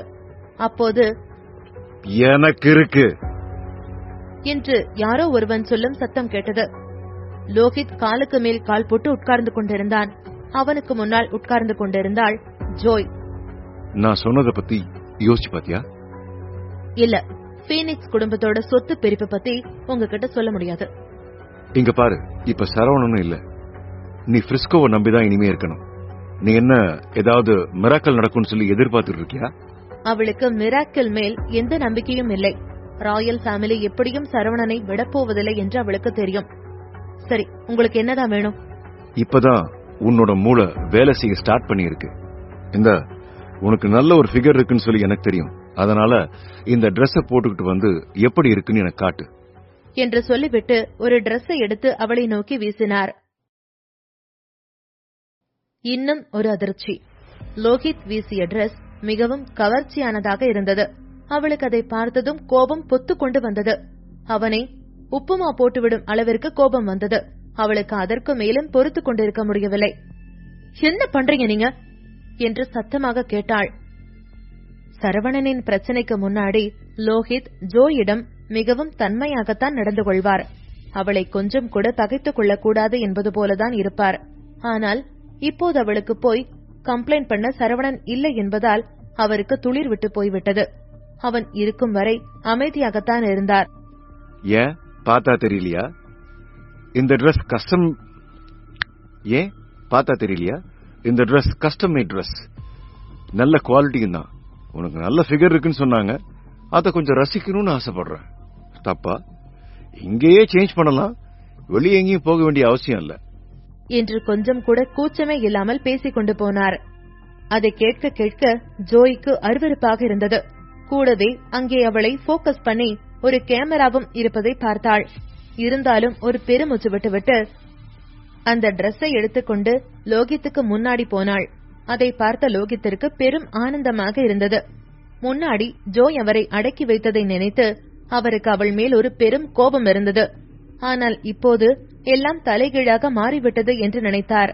இனிமேல் ஜோய் அவரது கைப்பாவை என்று நினைத்து மகிழ்ந்தார். ஜோய் அவரை பார்த்து லேசாக புன்னகித்துக் கொண்டே நடந்தாள். மார்பிலிருந்து இடுப்பு வரைக்கும் தன் விரல்களால் தன் உடலை லேசாக தடவிக்கொண்டே வந்தாள். அப்படியே லேசாக முன்னால் இருந்த டேபிளில் உட்கார்ந்தாள். லோகித் அவளை இமைக்காமல் பார்த்து கொண்டிருந்தார். இன்னும் சில நேரத்தில் அவரது கண்ணுக்கு ஒரு பெரும் விருந்து கிடைக்கப் போகிறது என்று எதிர்பார்த்து கொண்டிருந்தார். ஆனால் ஜோயோ சற்றும் எதிர்பார்த்திருக்காத நேரத்தில் அந்த டேபிளில் கொதிக்க கொதிக்க கொண்டு வந்து வைக்கப்பட்டிருந்த சூப்பை எடுத்து சரியாக லோகித்தின் மூஞ்சியிலேயே ஊற்றினாள். அதில் அலறத் தொடங்கினான் லோகித். அவனால் சூப்பின் சூட்டை கொஞ்சம் கூட தாங்க முடியவில்லை. அப்படியே நிலத்தில் புரண்டு கொண்டு கத்தினான். ஏய், உன்னை சும்மா விட மாட்டேன்டி, சத்தியமா சொல்றேன். உன் சாவு என் கையில தான். உன் வாழ்க்கைய நரகமாக்க போறேன். ஏய், எவனாவது அவளை பிடிங்கடா. போயும் போயும் ஒரு அசிஸ்டண்டா இருக்கிற உனக்கே இவ்வளவு தில்லா என்று வலியை அனுபவித்துக் கொண்டே கத்தினான். ஜோயோ அதை பார்த்து கொஞ்சம் ரசித்துவிட்டு திரும்பியும் பார்க்காமல் அங்கிருந்து சென்று விட்டாள். தேவ், யார் அது அவனே எதிர்த்து நிற்க துணிந்திருப்பது என்று திரும்பி பார்த்தான். அங்கே மித்ரா நின்று கொண்டிருந்தாள். அவளை பார்த்ததும் தேவ் இன்னும் நக்கலாக சிரித்தான். யாரோ பெரிய ஆள் தான் வந்திருப்பாங்கன்னு சொல்லி பார்த்தா நீயா? என்னம்மா, சௌக்கியமா இருக்கியா? மித்ரா அவனை ஏறெடுத்தும் பார்க்காமல் அலட்சியம் செய்துவிட்டு நேராக தாரிகாவிற்கு முன்னால் சென்றாள். 2 பேரும் சிறிது நேரத்திற்கு எந்த ஒரு பேச்சும் இல்லாமல் ஒருவரை ஒருவர் பார்த்து கொண்டு மட்டும் இருந்தார்கள். மித்ராவிற்கு தாரிகாவின் மனநிலையை நன்றாக புரிந்து கொள்ள முடியுமாக இருந்தது. ஏனென்றால் அவளது மனதிலும் இருப்பவன் சரவணன் அல்லவா? இருவரின் மனதிலும் வெவ்வேறான எண்ணங்கள் ஓடிக்கொண்டிருந்தன. மித்ரா சிறிது நேரத்திற்கு பிறகு, நான் உங்களை கூட்டிட்டு போறேன் என்றாள். தாரிகா லேசாக தலையை மட்டும் ஆட்டினாள். பின் மித்ரா போலீஸ் ஆபீசர் ஒருத்தரிடம் போய் சரவணனை பார்க்கணும் என்றாள். ஏன் ஒவ்வொருத்தருக்கும் தனித்தனியா சொல்லணுமா? உங்களுக்கும் போக முடியாது என்றார் கடுப்புடன். ஏன் போக முடியாது? அதுதான் நான் எல்லா ப்ரொசீஜரையும் முடிச்சிட்டேன்ல. என்னோட பேர்ல அப்பாயின்மெண்ட்டும் இருக்கு. அதற்கு போலீஸ் ஆபீசர் ஏதோ பதில் சொல்ல பார்க்கையில் வெளியே சில கார்கள் வந்து நிற்கும் சத்தம் கேட்டது. எல்லா காருக்கும் ஒரே நம்பர் பிளேட் தான் இருந்தது. ரவிச்சந்திரனை சஸ்பெண்ட் செய்த ஆபீசர் தான் வந்தவரை வரவேற்க முன்னாடியே போயிருந்தார். கரோல், ஒரு வழியா வந்துட்டீங்க என்றார் அந்த ஆபீசர். அதற்கு கரோல் என்று மட்டும் சொன்னார். கரோல் தான் முதலில் வந்திருந்தார். இன்று அவர் கோஸ்ட் டவுனில் இருந்து ஜோஷ் டவுனுக்கு போய்க் கொண்டிருந்தார். அந்த நேரத்தில் தான் கண்ணன் அவரை இடையில் தடுத்தார். உடனே மறுபடியும் திரும்பி வந்துவிட்டார். இப்ப அவன் எங்க இருக்கான் என்று கேட்டார் கரோல். லாக்அப்ல தான் என்று சொன்னார் கண்ணன். முதல்ல நான் போய் அவனை பார்த்துட்டு வரேன். தேவுக்கு கரோல் யார் என்று தெரிந்திருந்தது. ஒரு தடவை அவரை மரைன் ரிசார்ட்டில் வைத்து பார்த்திருக்கிறான். அப்போது அவன் அவரையும் ஒரு வீடியோ எடுத்திருந்தான். அந்த ஞாபகம் வந்ததும் கரோலையும் சரவணனுடன் சேர்த்து கீழே போட்டு விடலாம் என்று நினைத்து சிரித்துக் கொண்டான். இல்ல, உங்களால சரவணனை பார்க்க முடியாது. வந்திருப்பது கரோல் என்று கூட பார்க்காமல் சொன்னார் கண்ணன். கண்ணன் சொன்னதை கேட்டதும் கரோல் ஷாக் ஆனார். என்ன கண்ணன், அவனை பாக்குறதுக்கு உங்க பெர்மிஷன் வேணுமா? கண்ணன் தான் கமாண்டில் 2வது பொசிஷனில் இருக்கிறார் என்று கரோலுக்கு தெரியும். ரவிச்சந்திரனையே சஸ்பெண்ட் செய்ய முடியுமாக இருந்தால் எப்படியும் பெரிய பொசிஷன் தான். ஆனால் கரோலும் கூட இன்று ஒரு பெரும் முடிவுடன் தான் வந்திருந்தார். கரோல், இது உங்களை அவமதிக்க பண்ணதில்ல. மேலிடத்துல இருந்து வந்திருக்கிற ஆர்டர் இதுதான். சரவணன் முழுக்க எங்க கண்ட்ரோல தான் இருக்கணும்னு சொல்லி இருக்காங்க. கொஞ்ச நேரத்துக்கு முன்னாடி வந்திருந்தா நான் உங்களுக்கு பார்க்க விட்டுருப்பேன். ஆனா இப்ப வாய்ப்பே இல்ல என்று தலையை ஆட்டிக்கொண்டே சொன்னார். அவருக்கு கரோல் சரவணனை காப்பாற்ற வந்திருப்பது தெரிந்துவிட்டது. சும்மா பார்க்கும் ஒருத்தருக்கே இதில் யார் குற்றவாளி என தெரிந்துவிடும். அப்படி இருக்கும்போது எதுக்கு சரவணனை இதிலிருந்து காப்பாற்ற நினைக்கிறார்கள் என்று யோசித்தார் கண்ணன். கரோல் தேவையில்லாமல் இதை சிக்கலாக்க பார்க்கிறார் என்று நினைத்தார். கண்ணன் சொன்னதை கேட்ட கரோல், நான் மறுபடியும் சொல்றேன், என்ன சரவணனை பார்க்க கூட்டிட்டு போங்க என்றார். கண்ணன் அவரை போக விடாமல் தடுத்துக் கொண்டிருப்பதை பார்த்த கரோலுக்கு இன்னும் கோபம் வந்தது. கண்ணனுக்கும் கரோலின் கோபத்தை பார்க்கும்போது கொஞ்சம் சங்கடமாகத்தான் இருந்தது. ஆனாலும் அவரது பிடியை அவர் தளர்த்தவே இல்லை. இதையெல்லாம் பார்த்து கொண்டிருந்த தேவ் அதையும் வீடியோ எடுக்க தொடங்கியிருந்தான். வாவ் வாவ், பார்க்கவே அருமையா இருக்கு. இந்த ஆள் கிட்ட பவர் இருக்குங்கிற ஒரே காரணத்துக்காக எல்லார்கிட்டயும் போய் மோதிட்டு இருக்காரு. இப்ப பாருங்க, போலீஸ் ஸ்டேஷனுக்கு வந்து பிரச்சனை பண்ணிட்டு இருக்காரு. எல்லாரும் அவரோட முகத்தை நல்லா ஞாபகம் வச்சுக்கோங்க என்றான். கரோல் அதை கேட்டதும் தேவை திரும்பி பார்த்தார். இதற்கு முன்னால் தேவ் ஃபேமிலியை சேர்ந்த யாராவது கரோலை பார்த்தால் அப்படியே பம்மிக் கொண்டுதான் இருப்பார்கள். ஆனால் இன்று சரவணனுடன் சேர்ந்து அவரது கதையும் முடிந்துவிடும் என்று எதிர்பார்த்து கொண்டிருந்தான் தேவ். சரவணனுடன் யார் யாரெல்லாம் கூட்டு சேர்ந்து கொண்டிருக்கிறார்களோ அவர்கள் எல்லோரும் அவ்வளவுதான் என்று நினைத்தான். அதை இன்டர்நெட்ல மட்டும் போட்டான்னு வச்சுக்கோயேன், உன் ஃபேமிலி அவ்வளவுதான்.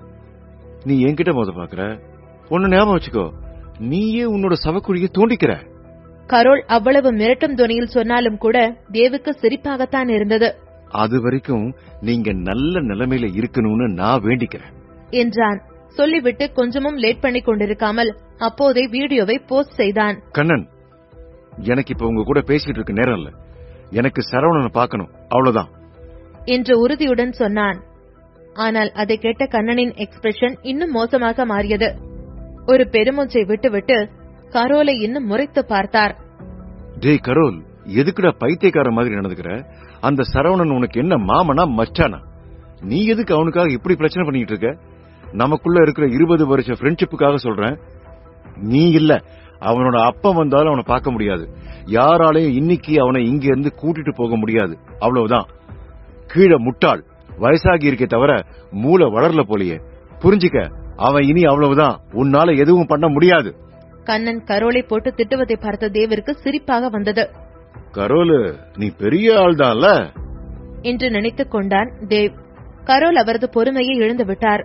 திடீரென்று பாக்கெட்டுக்குள் இருந்த கன்னை எடுத்து கண்ணனின் நெற்றியில் பாயிண்ட் செய்து கொண்டே, எனக்கு இப்பவே அவனை பார்க்கணும் என்றான். கண்ணனுக்கு கரோல் குடித்துவிட்டு வந்திருக்கிறானோ என்று சந்தேகமாக இருந்தது. கரோல், ஏன் உனக்கு நான் சொல்றது புரிய மாட்டேங்குது? ராயல் ஃபேமிலி ஆளுங்க வேற வந்துட்டாங்க. அவங்க அவனை என்ன பண்ண போறாங்கிறது எல்லாம் உனக்கு அவசியம் இல்லாதது. கண்ணன் சொன்னதை கேட்டதும் தேவ் மறுபடியும் சிரித்தான். பின் தாரிகாவை பார்த்து, பாத்தியா, நான் உனக்கு ஹெல்ப் பண்ணதான் பார்த்தேன். ஆனா உனக்கு அந்த பாக்கியம் இல்ல. உன்னால அவனை கடைசியா பார்க்க முடியாம போகும் போலயே என்றான். தாரிகாவிற்கு அதை கேட்டதும் நடுக்கம் தொற்றிக் கொண்டது. மித்ராவிற்குமே அதை கேட்கும்போது கஷ்டமாகத்தான் இருந்தது. கரோல் துப்பாக்கியை ஆட்டவும் கண்ணன் வேறு வழியில்லாமல் அவரை கூட்டிக் கொண்டு இன்டகிரேஷன் ரூமுக்கு கூட்டிக் கொண்டு சென்றார். ஆனால் அங்கே போய் பார்த்ததும் 2 பேருமே அதிர்ச்சியானார்கள்.